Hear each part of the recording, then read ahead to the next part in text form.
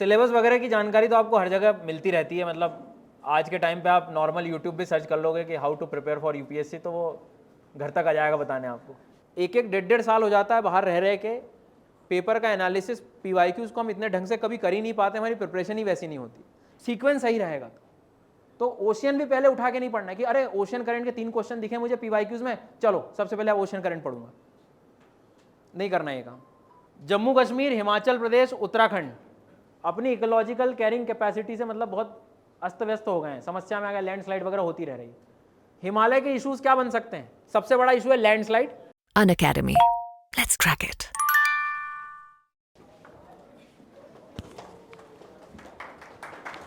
Please बैठिए, बैठ जाओ बैठ जाओ। सिलेक्शन के बाद मैं बजाऊंगा आप लोगों के लिए तालियां, है ना, ऐसे। चलो, क्या बोल रहा है दिल्ली का वेदर? पता नहीं, अंदर ही रहते हैं तो ज़्यादा पता नहीं लगता ऐसा। हाँ मतलब वेदर पता नहीं लगना चाहिए पढ़ाई के दौरान, नहीं तो मतलब तुम बाहर ही घूम रहे हो।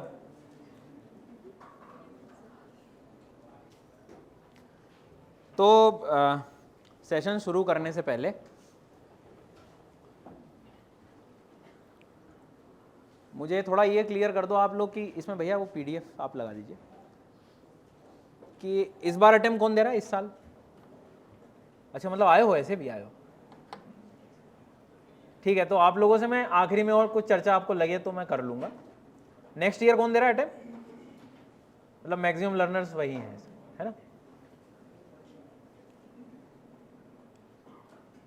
कोई पंचवर्षीय योजना वाला भी है क्या, मतलब 2026-27 वाला? हाँ मतलब मुझे पता तो रहे कि मैं किसको संबोधित कर रहा हूँ। तो बहुत सिंपल फॉर्मेट है आज के सेशन का हम लोग का। आप लोग तैयारी जब कर रहे हैं या मतलब इस शहर में आके रह रहे हैं तो ये कहना मेरे लिए गलत होगा कि सिलेबस देख लेना, ये तो सबने देखा ही होगा इतना, तो मतलब अब कि कोई जुगाड़ में है कि सर सिलेबस समझा दें आज। ये कब तक आएंगे ऐसे यार?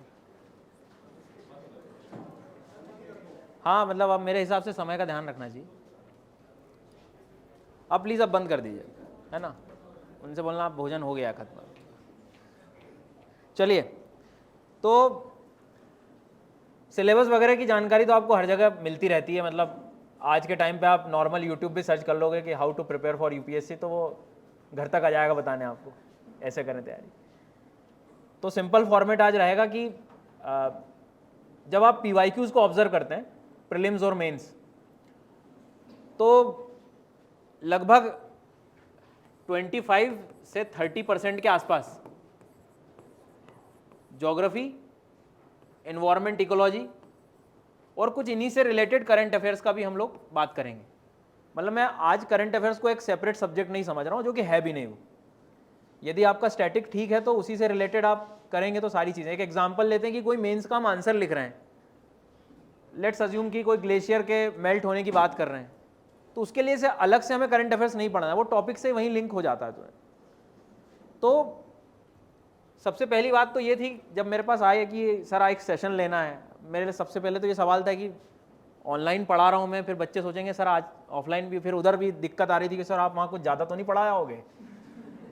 मैंने कहा नहीं भाई, मैं ऑनलाइन ही पढ़ाऊँगा, और ये बिल्कुल आपको स्पष्ट कहना चाह रहा हूँ कि मैं ऑनलाइन ही पढ़ाऊँगा। बस मेरा भी मन हो जाता है कि 1-2 साल में 1-2 बार आके आप लोगों से इंटरेक्ट हो जाऊँ, कुछ समस्या है तो सॉल्व कर पाऊँ। अक्सर तो कमेंट सेक्शन में देखता रहता हूँ। तो फिर मैंने ये डिसाइड किया कि क्यों ना इस 1 घंटे को हम इतना फ्रूटफुल बनाएं कि थ्रू आउट अवर जर्नी है जो पूरी प्रिपरेशन की, वो कम से कम समझ जाए।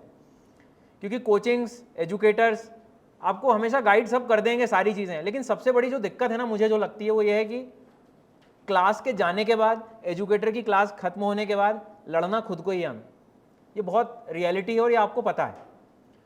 तो उस मोमेंट को मुझे कैप्चर करना है, मतलब उस मोमेंट पे मैं काम करना चाह रहा हूँ कि तुम जब घर अकेले बैठे हो, अपनी पढ़ाई कर रहे हो, तो उस टाइम कौन गाइड कर रहा है? तो कुछ आज हम ऐसी बेसिक बातें बताएंगे कि एटलीस्ट ये फॉलो करो यार आप। मतलब हो सकता है बहुत सारे लर्नर्स जो मेरे से पढ़े हों शायद कर भी रहे हों, लेकिन हम थोड़ा सा प्रैक्टिकल एग्जांपल देख के चीज़ों को देखेंगे। तो इन अ नटशेल हम ये बात करने वाले हैं कि ज्योग्राफी, इन्वायरमेंट और उसके साथ का जो करंट अफेयर्स है उसको बेहतर हम किस तरह से करें। लास्ट के कुछ 10-15 मिनट में इन जनरल प्रिपरेशन पे भी बात करेंगे, और फिर आखिरी के 10-15 मिनट में आप लोगों को भी मौका दूंगा, कुछ भी दिक्कत हो तो मतलब मुझे अच्छा लगेगा आपका डाउट सॉल्व करना, ठीक है। तो सबसे पहले 2 सेगमेंट हम जब बात करते हैं, एक प्रीलिम्स का और एक मेंस का, कुछ बातें जो मैंने ऑब्जर्व करी हैं पीवाईक्यूज को देख के या एज अ टीचर, तो जैसे अब कल आंसर शीट आई थी, देखा होगा आपने कल परसों में, तो उसमें प्रॉब्लम क्या निकल रही है कि हमने किसको सही आंसर माना है वो भी हम नहीं बताएंगे आपको, वो तुम्हें खुद ही ढूंढना है। तो एक बात क्लियर हो गई है कि इन्वायरमेंट के मान लो 15 क्वेश्चन आ रहे हैं, तो तुम 4 क्वेश्चन को तो मेरे हिसाब से देखो ही मत। देखो बहुत सीधी सी बात कह रहा हूँ मैं, तुम्हें 100 तो पूरे सॉल्व करने नहीं, वो 3-4 क्वेश्चन तुम्हें हमेशा ऐसे मिलेंगे। बाकी क्वेश्चंस पे टारगेट करना है कि मेरे 8-10 बाकी के सही हों, एक्यूरेसी मेरी ठीक करनी होगी। ऐसी ज्योग्राफी का भी है कि पूरे क्वेश्चन टारगेट मत करो आप भले। अभी लेकिन कैसे होगा, तो एक सबसे पहली चीज़ आपको जो ध्यान रखनी है मेरे हिसाब से, कि तुम जो भी पढ़ो वो तुम्हें याद तो करना ही पड़ेगा। मतलब आप अंदाजे से नहीं जा सकते कि लाओस का पड़ोसी शायद वो होगा, अब वो में तो तुम्हारी दिक्कत हो जाएगी। अब मेरी बात का यदि भरोसा नहीं भी हो रहा तो अब पिछले 3 साल के पेपर देखिए आराम से, शांति से, और तुम ये देखो कि ये चीज़ कोचिंग में हुई, हाँ हो गई, सर ने पढ़ाया, हाँ पढ़ा दिया, लेकिन मुझे याद हो रहा है कि नहीं है, क्योंकि वो नहीं हो रहा है तो तुम मतलब कुछ नहीं कर रहे हो। चाहे तुम फिर लाइब्रेरी में बैठे रहो सुबह से शाम तक आपने 10 घंटे गिन लिया, आज तो मैंने 10 घंटे पढ़ाई की, कोई मतलब नहीं। तो एटलीस्ट ये 3 सब्जेक्ट का जो मैं कह रहा हूँ आपको, ये करंट अफेयर्स की भी कहानी है, क्योंकि आगे आज अब मेंस के पेपर का एनालिसिस करेंगे हम। 1-1, 1.5 साल हो जाता है बाहर रह के पेपर का एनालिसिस, पीवाईक्यूज को हम इतने ढंग से कभी कर ही नहीं पाते, हमारी प्रिपरेशन ही वैसी नहीं होती। अगर मैं किसी से यहाँ से पूछ लूँ तो मुश्किल से 4-5 बच्चे बस बता पाएंगे कि एक्चुअल में इन्वायरमेंट ज्योग्राफी में मेंस स्तर पर क्या एक्चुअल थीम्स हैं, कुछ कितने क्वेश्चन तुम्हें याद हैं पीवाईक्यूज कि ये आए हैं। जब वो याद ही नहीं होंगे हमें, तो हम न्यूज़पेपर में से क्या चीज़ निकाल रहे हैं हमें खुद भी नहीं पता है। एक फॉर्मेट बन गया है कि हाँ ये न्यूज़ काम की है, क्लाइमेट चेंज आया तो काम का है, तुम उसको लगा कहाँ रहे हो, वो नहीं पता होता तो वो याद ही नहीं होती हमें कभी। तो इसीलिए हम लोग थोड़ा पीवाईक्यू देख के समझेंगे। मैं आज आपको पूरे सब्जेक्ट में 6 से 7 ऐसी थीम बताऊंगा, आप जाके खुद भी देख लेना, उससे बाहर क्वेश्चन मेंस का है ही नहीं। और सिर्फ न्यूज़पेपर में मुझे 7 टॉपिक्स सर्च करने को मिल जाए तो बहुत आसान हो जाएगा मेरा काम। अभी जितने टॉपर्स के साथ इंटरेक्शन हुआ सब में एक बात ये कॉमन थी सर, कि सर हफ्ते में बैठता था मैं, और बैठने के साथ सबसे पहला काम ये था कि मेरे थीम मुझे क्लियर थी कि इस सब्जेक्ट में यहाँ से मेंस के क्वेश्चन आते हैं। आज बहुत सारी ऐसी चीज़ें भी दिखाऊंगा कि क्वेश्चन रिपीट तक हुए हैं, थीम रिपीट हुई हैं। लैंडस्लाइड के 4 बार आपको क्वेश्चंस मिलेंगे, पर लैंडस्लाइड का कोई कंटेंट न्यूज़पेपर में आता है तो नॉर्मल उसको पढ़ के हम छोड़ दे रहे होते हैं, लेकिन एक बार हमारे दिमाग में बैठ गया, वो कैसे बैठेगा, तो आज हम देखेंगे उस चीज़ को कि देख भाई ये आता है पेपर में। अब वो जब एक बार आएगा तो तुम्हारा न्यूज़पेपर पढ़ने का भी तरीका चेंज हो जाएगा, ठीक है। तो सबसे पहले यदि मैं प्रीलिम्स के बारे में बात करूं तो एक बात अपने को ध्यान रखना है कि कुछ भी हो जाए आप लोग कोशिश करें कि चीज़ों को याद करना सीखें। फिजिकल ज्योग्राफी या ज्योग्राफी का कोई भी पोर्शन हम देखते हैं तो कई बार ऐसा लगता है तो मज़ा आ रहा है, समझ में आ रहा है, लेकिन वो याद है हो रहा है कि नहीं, ये मैं आपको बिल्कुल कह रहा हूँ, नहीं तो क्वेश्चन सॉल्व नहीं होंगे, पहली चीज़। दूसरी बात, एल नीनो ला नीना के बारे में सुना होगा आप लोगों ने कि नहीं सुना। स्पेशली जो न्यू लर्नर्स हैं, अगले साल जो तैयारी कर रहे हैं, कुछ टॉपिक्स इस सब्जेक्ट में आपको ऐसे मिलेंगे विदाउट इमेजिनेशन तुम उसको मतलब कुछ कर ही नहीं पाओगे। यदि मान लो मैं कोई सब्जेक्ट कोई टॉपिक पढ़ा रहा हूं, तुम कहीं से भी पढ़ रहे हो, किसी से भी पढ़ रहे हो, यदि वो व्यक्ति उस टॉपिक को आपको इमेजिन करा के दे रहा है तो मान के चलना वो तुम्हारा टॉपिक हो रहा है। एल नीनो एक एग्जाम्पल है, जैसे ये वर्ल्ड में यहाँ हमारा साउथ अमेरिका है, इधर ऑस्ट्रेलिया है, इधर पूरा पैसिफिक ओशियन है हम लोगों का। यहाँ जो चेंजेस हो रहे हैं ड्यूरिंग एल नीनो ला नीना, यदि वो तुम नहीं क्रिएट कर पा रहे हो, वो स्टेटमेंट जब पढ़ोगे ना प्रीलिम्स में समझ ही नहीं आएगा क्या हो रहा है। एक क्वेश्चन था 2 साल पहले, इन्होंने क्या किया, लर्नर्स अपनी प्रिपरेशन में जब देखते हैं तो कुछ कुछ चीज़ें बहुत कॉमन होती हैं, वो रट लेते हैं। जैसे डेजर्ट शायद सुने होंगे, कहाँ मिलते हैं, किधर मिलते हैं डेजर्ट्स, कॉन्टिनेंट के कहाँ मिलते हैं डेजर्ट्स। जिसे नहीं पता आज जाके देखना, दुनिया के ज़्यादातर ट्रॉपिकल डेजर्ट्स कॉन्टिनेंट के वेस्ट में ही है, ठीक है, कहाँ है। और ये जब हमारी प्रिपरेशन में हम सबसे पहली बार सुनते हैं तो मज़ा आता है सुन के, और वेस्टर्न साइड पे है, मतलब कितनी, मुझे तो पता ही नहीं था सर। अब देखो राजस्थान को भी तुम इमेजिन करो, किधर है वो, वेस्टर्न साइड पे। सहारा को भी तुम देखना तो पूरा एशिया के लेवल पे वेस्ट में मिलेगा, अटकामा भी वेस्ट में मिलेगा। अब ये इंप्रेशन ऐसा आता है हमारे दिमाग में कि कॉन्टिनेंट्स के वेस्ट में क्या मिल गया, डेजर्ट। अब यूपीएससी ने सेम क्वेश्चन उसी थॉट पे उसी कॉन्सेप्ट पे पूछा, लेकिन उसने क्या लिख दिया वहां, ओशियन के सेंस पे लिख दिया। अब देखो सपोज यहां कोई डेजर्ट है, ठीक है, यहां डेजर्ट है, तुम यहां खड़े हो तो तुम इसको क्या बोलोगे, वेस्ट बोलोगे। लेकिन यूपीएससी क्या कह रहा है, नहीं नहीं ओशियन के हिसाब से बताओ तुम तो। अब ओशियन के हिसाब से क्या हो गया, वो इधर हो गया ना भाई। अब मान लो इस कॉन्टिनेंट को, इस जगह को मैं यहां से वेस्ट कह रहा हूं, तो मैं इधर से वेस्ट थोड़ी बोलूंगा, उसको तो ईस्ट कहूंगा मैं। अब वो पहले तो आधे स्टेटमेंट में तुम्हारा कॉन्फिडेंस जीत लेगा, अरे मजा आ गया, क्लास का एज इट इज मैच करा दिया, भले एक क्वेश्चन आया हो, पर उसमें जो अलग घमंड होता है ना, वो एक अलग घमंड। पर उसको भी जब आप आगे बढ़ोगे तो वो वहीं से जब, और ये चीज़ कब आएगी, जब आप बहुत ज़्यादा चीज़ों को याद करने में भी, देखो मैं रटने की बातें नहीं कह रहा हूँ आपसे, रटना की बात नहीं, एक रटने की अलग चीज़ होती है, समझ के याद करना। कोई चीज़ जब हमें समझ आ जाती है तो ऑटोमेटिकली याद रहती है। अब जैसे एक कॉन्सेप्ट मैंने आपको ये बता दिया ईस्ट वेस्ट, इनडायरेक्टली याद हो गया, आप तुम्हें दिमाग में बैठ गया ये। तो यहाँ पर आपको क्लैरिटी ऑफ थॉट बहुत चाहिए। तो कुछ टॉपिक्स ऐसे हैं क्लाइमेट के, मैं लिख दे रहा हूँ, किसी को लगे तो इसको आप लोग ध्यान रखना। अभी मैं प्रीलिम्स के रिलेटेड बात कर रहा हूँ सिर्फ, ठीक है, और मेंस की जो बातें हैं मैं क्वेश्चंस को दिखाकर ही करूँगा। तो प्रीलिम्स में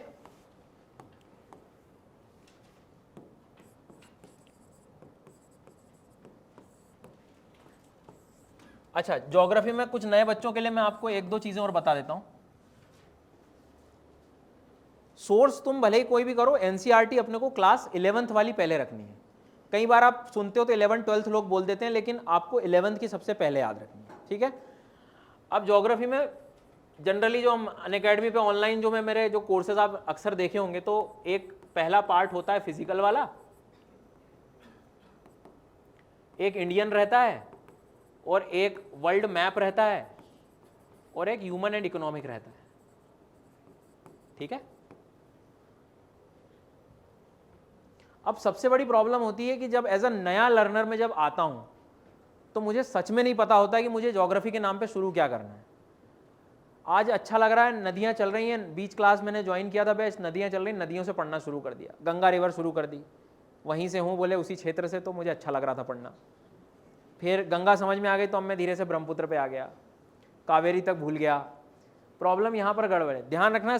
मैं नए लर्नर्स को कह रहा हूँ, तुम्हारी ज्योग्राफी इन चारों में से यदि तुम्हें एक्चुअल में पढ़ना है तो या तो तुम इससे शुरू करो या इससे करो।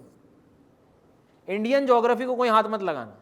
यदि तुम्हारी पढ़ाई शुरुआत ज्योग्राफी में तुम इंडिया से कर रहे हो तो अभी तो नहीं, लेकिन साल के अंत में तुम्हें खुद ही समझ में रियलाइजेशन हो जाएगा कि मैंने गलत कर दिया कुछ का। The reason is Indian geography का सबसे इंपॉर्टेंट टॉपिक है मॉनसून। मॉनसून पूरा डिपेंड करता है विंड सिस्टम पे। विंड सिस्टम तुम्हें नहीं आएगा, मॉनसून बिल्कुल नहीं आएगा।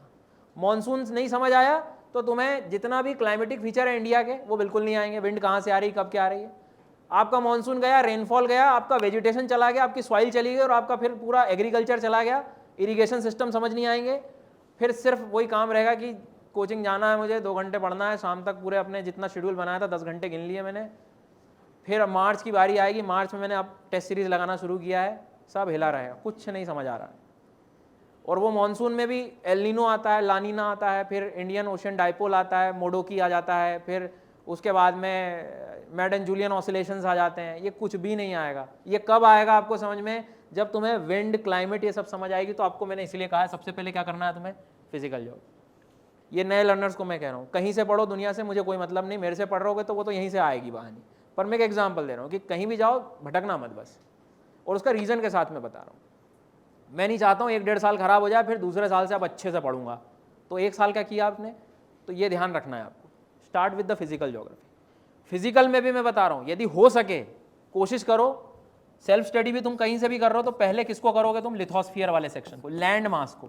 लैंड मतलब जिसमें तुम्हें रॉक समझ आ रहा हो, जिसमें तुम्हें लावा समझ में आ रहा हो, जिसमें अर्थ का इंटीरियर। पहले धरती को समझो इसको, क्योंकि ये जब गर्म होगी ना तभी एयर के टेम्परेचर में चेंजेस आएंगे और तभी विंड सिस्टम काम करेगा।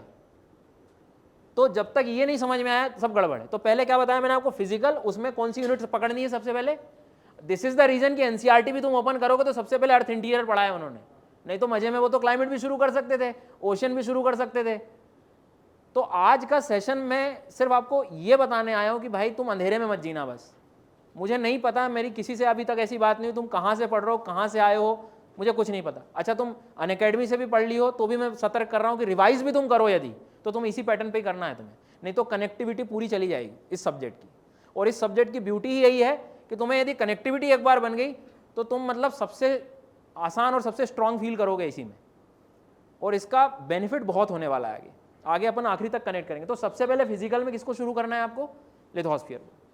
लिथोस्फीयर में भी मैं और अंदर तक जाऊं तो आप बिना अर्थ के इंटीरियर पढ़े कुछ भी हाथ मत लगाना, ना रॉक वॉल्केनो कोई भी कुछ पढ़ा रहा हो कहीं भी रॉक मत हाथ लगाओ। सबसे पहले क्या पढ़ना है तुम्हें? अर्थ का इंटीरियर। सारी चीज वहीं से आई है ना, लावा भी वहीं से निकला है, तो तुम्हें आ कहां से रहा है वो तो पता हो पहले। सो सबको ध्यान रखना है लिथोस्फीयर। इसके बाद शुरू करिएगा आप क्लाइमेटोलॉजी। अब क्लाइमेटोलॉजी में भी कोई टॉपर वगैरह का कभी कहीं से एनालिसिस पढ़ लिया, अब भाई टॉपर तो सिलेक्ट हो गया, वो अपनी बात एकदम अलग स्तर पे करेगा। वो कहेगा मैंने विंड्स पढ़ ली थी, मैंने साइक्लोन्स आते हैं क्वेश्चन, मैंने एनालिसिस किया साइक्लोन्स आते हैं। आपने साइक्लोन पढ़ना शुरू कर दिया, लेकिन आपने ये नहीं समझा कि साइक्लोन बनता है विंड से, विंड बनती है प्रेशर सिस्टम से, प्रेशर सिस्टम विंड डेवलप हो रहा है ट्रोपोस्फियर में। मुझे ट्रोपोस्फियर तो पहले पता होना चाहिए, तो सबसे पहले मुझे स्ट्रक्चर ऑफ एटमॉस्फेयर पढ़ना पड़ेगा। तो देखो अभी थोड़ी देर पहले मैंने क्या बोला, लिथोस्फीयर को समझने के लिए किसको पढ़ना है? अर्थ के इंटीरियर। तो इसकी भी शुरुआत जो होगी तुम्हारी स्ट्रक्चर ऑफ एटमॉस्फेयर से होगी। अब इसमें एक प्रॉब्लम और है, सर ने बोला इसलिए मैं पढ़ लूंगा, नहीं पढ़ो जब ध्यान रखो कि तुम्हारे दिमाग में ये समझ आ रहा है कि नहीं, अंदर तुम इमेजिन कर पा रहे हो कि नहीं कि मैग्मा एक्चुअल में कहां बैठा है, कौन सी लेयर एक्चुअल में सॉलिड है। ये तुम नहीं कर रहे हो तो तुम मत समय खराब करना, कुछ और पढ़ लेना और जीवन में कुछ और कर लो तुम। ये टाइम वो नहीं है तुम्हारी लाइफ का, ये टाइम होता है इतना क्रूशियल है कि जवाब देते नहीं बनेगा हम लोगों को कि भाई मैंने क्या किया दिल्ली में। आई बात समझ में? तो जो आप सेल्फ भी कर रहे हैं या कैसे भी पढ़ रहे हैं, कोशिश करें इस थीम पे काम करें। और इसका प्रूफ ये है कि एनसीईआरटी ने भी बहुत कोशिश की है चीज़ों को इसी तरह से ले जाने की। कुछ एक दो ऊपर नीचे मिसमैच है चीज़ें, लेकिन उसके आधार पर हम पूरी उस किताब को गलत नहीं ठहरा सकते। बहुत अच्छे से मतलब समझाया है उसमें, बट पैटर्न वही अपनाना है। ऐसे जैसे हमने अर्थ का इंटीरियर पढ़ा, क्लाइमेट में भी आपको सबसे पहले स्ट्रक्चर को समझना है। आई बात समझ में? पीवाईक्यूज जब आप चेक करेंगे तो हर बार आपको सारे के सारे क्वेश्चन फिजिकल ज्योग्राफी के कम से कम 2 से 3 क्वेश्चन ऐसे मिलेंगे जो पूरे कॉन्सेप्ट बेस्ड हैं। लेट्स अज्यूम लास्ट का ईयर का एक क्वेश्चन था अर्थक्वेक वाला, याद होगा किसी ने देखा हो तो आप लोग जाके देखना, पी वेव और एस वेव वाला क्वेश्चन था। अब उसमें क्या है कि स्टेटमेंट तो लिख दिया, लेकिन जब तक मेरे दिमाग में ये नहीं है कि पी वेव का प्रोपगेशन होता कैसे है, कंप्रेशन एक्सपेंशन हो रहा है, एस वेव कैसे चल रही, ये मेरे दिमाग में क्रिएट होना चाहिए। ऐसा नहीं कि थ्योरी लिखी है, एनसीईआरटी पढ़ ली, हाँ ये टू एंड फ्रो मूवमेंट करता, हाईलाइट कर दिया, 2 महीने बाद दिखना बंद हो गया वो भी कि टू एंड फ्रो था कि टू एंड क्या फॉर था, क्या था क्या। मत करो ये सब, तुम्हें इमेजिन करना पड़ा। मैं बाकी सब्जेक्ट का मुझे नहीं पता, लेकिन ये पूरा सब्जेक्ट पूरा इमेजिनेशन का खेल। यदि मैं इस सब्जेक्ट को आसान भी बना पा रहा हूं ना, तो उसका रीज़न सिर्फ यही था कि तुम बाहर खिड़की से देखोगे तो तुम्हें क्लाउड दिख जाएंगे और पता लग जाएगा क्लाउड कौन सा है, उसका रीज़न ही है। और यदि नहीं समझ आया, कुछ भी कनेक्शन नहीं बनाया, तो वो उतना ही बेकार हो जाएगा ये सब्जेक्ट। तो भरोसा रखिए सब्जेक्ट सबसे ईजी है, बेनिफिट करेगा आपको हमेशा, तरीका बस सही रखो पढ़ने का, ठीक है। इसके बाद आप लोग शुरू करना ओशियन। अच्छा क्लाइमेट के भी मैं बता रहा हूँ, पहले स्ट्रक्चर पढ़ेंगे आप एटमॉस्फेयर का, इसके बाद ध्यान से समझना, इसके बाद प्रेशर सिस्टम पढ़ना है, प्रेशर के बाद में विंड सिस्टम पढ़ना है, विंड के बाद फिर जाके तुम साइक्लोन वगैरह पे आओ तो आओ, क्योंकि सेल्फ स्टडी करते समय हमने पीवाईक्यू देखे 4 क्वेश्चन साइक्लोन क्या है, चलो साइक्लोन टॉपिक पढ़ूंगा क्योंकि हर बार क्वेश्चन आते हैं, पर वो तुम्हें नहीं आएगा समझ में। तुम्हें सबसे पहले यहां से शुरू करना पड़ेगा। समझ आई मेरी बात? ये चीज तुम्हें जहां मिल रही हो तुम बिल्कुल पढ़ो अच्छे से, ये चीज जहां मिल रही हो और जो इमेजिन करा के दे रहा हो उससे पढ़ो आप, क्योंकि मेरे पास इतना टाइम नहीं कि मैं 10 एक्सपेरिमेंट करूंगा, मुझे ये चीज कौन सिखा रहा है कि नहीं सिखा रहा है, दिखना चाहिए ये हो रहा है मेरे साथ तो मैं सही जगह जा रहा हूं। इसके बाद अब आती है बात ओशियंस की। अब ओशियन में मैं आपसे पूछूं क्या है, तो आप बोलोगे सर वाटर है। अब ये वाटर किस चीज पर टिका हुआ है? पूरा किस पे? हवा में पानी है, किस पे टिका हुआ है? लिथोस्फीयर लैंड मास, वो तुम ऑलरेडी पढ़ चुके हो पहले, तो उसका कनेक्शन बना सकते हो। अच्छा सूर्य भी आएगा, गर्मी कहाँ देगा? हीट वहाँ भी दे रहा है। लास्ट ईयर भी क्वेश्चन था उसका कि एक कॉन्टिनेंट और एक ओशियन को जब आप इमेजिन करते हो तो उसमें seasonal contrast, temperature contrast summer में दिखता है कि विंटर में दिखता है? लोग समर लगा रहे हैं कि गर्मी में ज़्यादा टेम्परेचर हो जाता होगा दोनों के बीच में। नहीं, आपको वो अंडरस्टैंडिंग आनी चाहिए कि भाई गर्मी में से ज़्यादा डिफरेंस इनमें ठंड में हो जाता है। ठंड में टेम्परेचर कितना गिर जाता है? माइनस तक चला जाता है। तो वो डिफरेंस पूछ रहा है आपसे, तो ये चीज़ कब आएगी तुम्हारे दिमाग में? तो सीक्वेंस सही रहेगा। तो ओशियन भी पहले उठा के नहीं पढ़ना है कि अरे ओशियन करंट के 3 क्वेश्चन दिखे मुझे पीवाईक्यूज में, चलो सबसे पहले ओशियन करंट पढ़ूंगा। नहीं करना ये काम। पैटर्न समझ आ गया आपको? तो अपने को शुरू कहाँ से करना है? हमेशा रिवीजन की भी बात कर रहा हूँ, जो अब इस बार भी एग्जाम दे रहे हैं, तुमको भी ये चेकलिस्ट है तुम्हारे लिए कि शुरू तुम चेक करना है यहाँ से। कई बार क्या होता है, डर लगता है सर ज्योग्राफी इतना बड़ा है, मैं रिवाइज कैसे करूँ? छोड़ दो तुम पूरे सब्जेक्ट को, तुम्हें सिर्फ फोकस आज शाम तक क्या करना है? लिथोस्फीयर। कल नेक्स्ट डे आएगा, क्या करना है मुझे? क्लाइमेटोलॉजी। 4 दिन तक हम टेंशन में थे कि मेरा सब्जेक्ट हुआ कि नहीं, लेकिन तुम एक एक से शुरू करो, 4 दिन बाद तुम्हारा सब्जेक्ट हो गया है। हर सब्जेक्ट के रिवीजन का यही कॉन्सेप्ट है। डर लगेगा, अभी जैसे मैं आपसे कहूँ पॉलिटी पूरी रिवाइज करना है, इतनी सारी बुक आएगी, दिमाग में नोट्स आएगा, नहीं आए, आप सिर्फ टॉपिक शुरू करो कि नहीं अभी मिला मेरे को ये वाला काम करना है बस। एट मोमेंट अभी मेरा काम क्या है, या सोचने का है कि क्या है, ये चीज़ ध्यान रखें आप। समझ आ रही है मेरी बात यहाँ तक?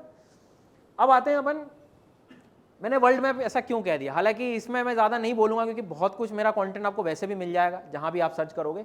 बट मेरे हिसाब से आप एक जस्ट इमेजिनेशन करके देखो कि आप न्यूज़पेपर पढ़ रहे हो और कुछ वर्ल्ड की न्यूज़ आ रही, तुम्हें समझ ही नहीं आ रहा है। उसमें मान लो इजिप्ट के बारे में कुछ बात हो रही, तुम्हें क्रिएट ही नहीं हो रहा है। प्रतीक सर अपने हिस्ट्री पढ़ा रहे हैं, वर्ल्ड हिस्ट्री पढ़ा रहे हैं, और वर्ल्ड हिस्ट्री में युद्ध चल रहे हैं, तुम्हें मालूम ही नहीं। यूरोप में हो रहा है बस, ये पता है मुझे, पर कहाँ से कौन जा रहा है वो मालूम ही नहीं है। वर्ल्ड हिस्ट्री पूरी चली गई। IR में खूब पढ़ लिया तुमने कि इजराइल का पैलेस्टीन का, लेकिन तुम्हें मालूम ही नहीं Israel Palestine Gaza strip actual में है क्या। अच्छा वो तो न्यूज़पेपर में आया था तो उतना उतना बस मैंने देख लिया था, और वो UPSC पूछ ही नहीं रहा वहाँ का, पड़ोस के 3 और कुछ पूछ सकता है, कोई वाटर बॉडी पूछ ली। तो कुछ ऐसे टॉपिक्स हैं जिनका डायरेक्ट कई बार कनेक्शन तुम्हें नहीं दिखेगा, लेकिन तुम ये देखो कि तुम्हारी प्रिपरेशन की जर्नी बहुत बहुत आसान हो गई। और ये वो चीज़ है, 15-20 घंटे बिताओ ना, क्या दिक्कत है? तुम पूरा 1-1.5 साल लेके आते हो घर से अपना, उसमें 20 घंटे क्या मायने रख रहे हैं? मुझे एक बात बताइए आप।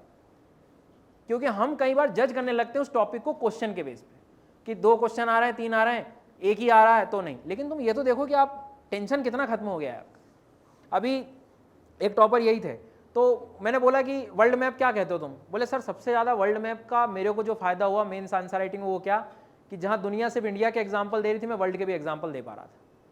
मैं कुछ अपनी बात कहना चाह रहा था तो मेरा स्टेटमेंट उस प्लेस से एंड होता था कि कोई एग्जाम्पल दे रहा हूँ मैं, क्लाइमेट चेंज का यदि इशू है तो अफ्रीका, लोग अफ्रीका लिख रहे हैं, लेकिन मैं साहेल रीजन लिख पा रहा था।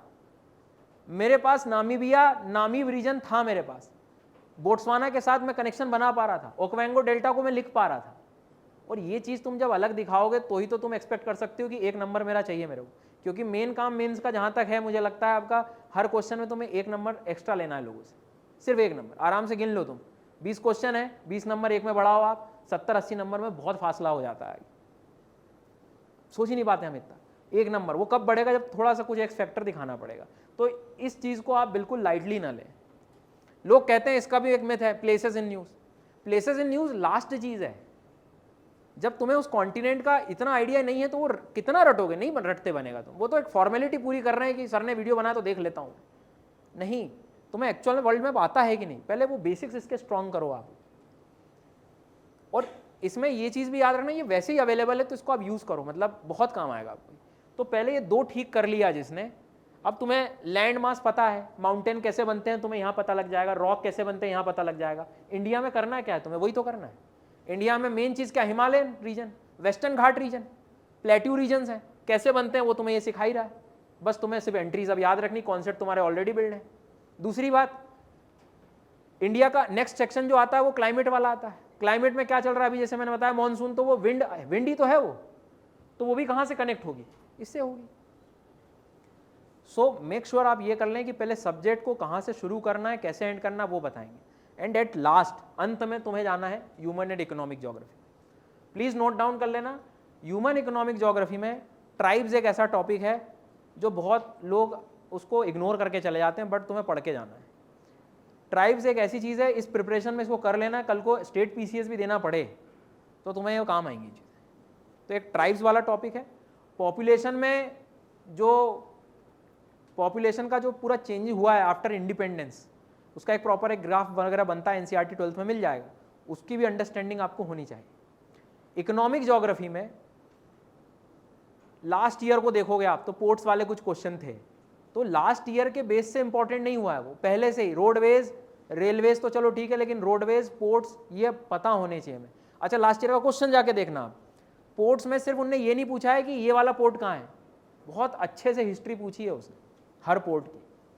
तो मतलब मैं इंटरनेट पे हर कितने मान लो 12-13 भी हैं मोस्ट इंपॉर्टेंट, लेट्स अज्यूम 13 है, एक एग्जांपल दे रहा हूँ, तो अब 13 मान लो है तो और भी कुछ और भी होंगे, तो मान लो 15 तुमने पोर्ट सिलेक्ट कर लिए कि बहुत ट्रेड हैंडलिंग करने, एक एक पोर्ट पे 10-10 मिनट इंटरनेट पे बिताओ ना, क्या दिक्कत है।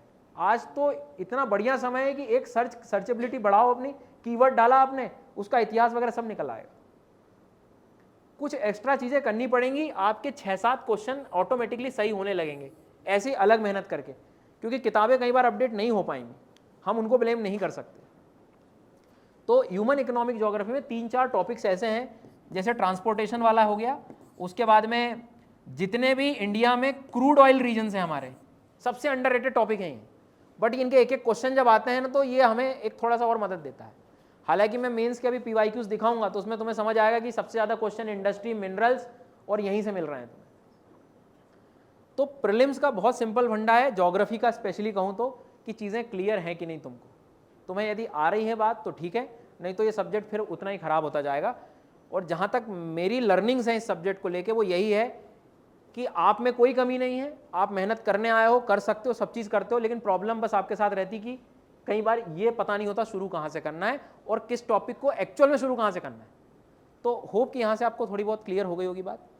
इस चीज़ में कुछ डाउट वाउट है क्या आपको अभी फिलहाल इतने में, तो मुझसे आप पूछ लो। सिर्फ मैं बात कर रहा हूँ फिजिकल की, इसमें ये लिथोस्फीयर, इनमें कोई टॉपिक ऐसा लगता है आपको कि टॉपिक का डाउट नहीं कह रहा हूँ मैं, जनरल वाला, नहीं तो फिर हम एक क्लास हो जाएगी हमारी ऐसे, मतलब फिर हम अगले सेगमेंट में जाएंगे।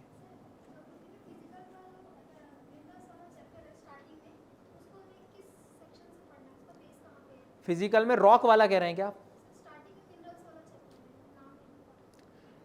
उस बुकलेट में तुम्हें यदि मिनरल मिलेगा ना तो वो सिर्फ रॉक वाले चैप्टर में ही मिलेगा। चट्टान रॉक्स हैं क्या, तो रॉक बेसिकली मिनरल्स का एक कॉम्बिनेशन है। तो उन्होंने क्या किया, उसमें मिनरल्स वगैरह जो हैं पहले वो दिए हुए हैं, आप एक बार चेक करना है ना, पहले मिनरल्स हैं तो उसको आप ऐसा पहले थॉट बनाओ कि मेरा ये जो एक रॉक है, रॉक सिस्टम है, तो रॉक किस चीज़ का कॉम्बिनेशन है, अलग अलग मिनरल्स का। मिनरल्स कैसे, सिलिका हो सकता है उसके अंदर, आयरन हो सकता है, एल्यूमिनियम हो सकता है, कोई मेटालिक हो सकता है, कौन नॉन मेटालिक हो सकता है। तो उस NCERT ने पहले क्या किया है, पहले तुम्हें ये बताया कि देखो भाई ये मिनरल्स है, तो उसका सबसे आसान तरीका बताता हूँ, पढ़ो, नाम देखो, उसको इंटरनेट पे उसकी इमेज देख लो गूगल पे, तो जरा फोटो बन जाएगी दिमाग में कि अच्छा हाँ ये ऐसा रॉक दिखता है, वो एक ऐसा मिनरल है, तो वो वहाँ से पढ़ना पड़ेगा आपको, ठीक है। और कुछ इस तरह का कुछ पढ़ने से संबंधित कोई दिक्कत आ रही हो तो प्लीज़ आप पूछें।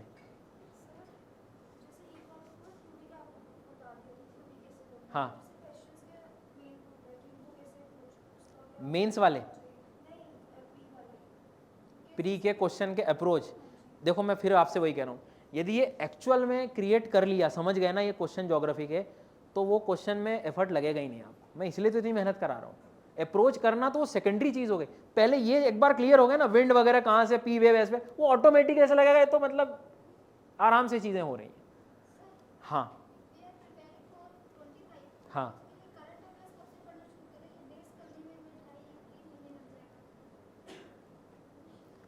मतलब मैं इन जनरल आपके क्वेश्चन को ले रहा हूँ बाकी सब्जेक्ट के लिए, है ना। तो ऐसे टाइम पे क्या करना चाहिए, कोई एक ऐसा एजुकेटर देख लो, या तो यूट्यूब पे है कोई भी। कारण क्या है, पॉलिटी, इकोनॉमी मुझे नहीं पता है, तो वो मैं इंतजार नहीं कर सकता ना 5 महीने की मेरे GS के होंगे तब मैं पढ़ना शुरू करूँ, तब तक मैं किसी का सपोर्ट ले लूँ ना सीधा, और अपने नोट्स वैसे कुछ मॉडिफाई कर लूँ, क्योंकि जनरली जो भी टीचर पढ़ाते हैं वो थोड़ा बहुत तो कनेक्ट कर ही देते हैं। और उसमें ये कर सकते हैं कि 1-2 जैसे एडिटोरियल्स वगैरह आप खुद रीड कर लो फिर शाम को, ताकि अपना CSET का थोड़ा कॉम्प्रिहेंशन वगैरह ठीक हो जाए।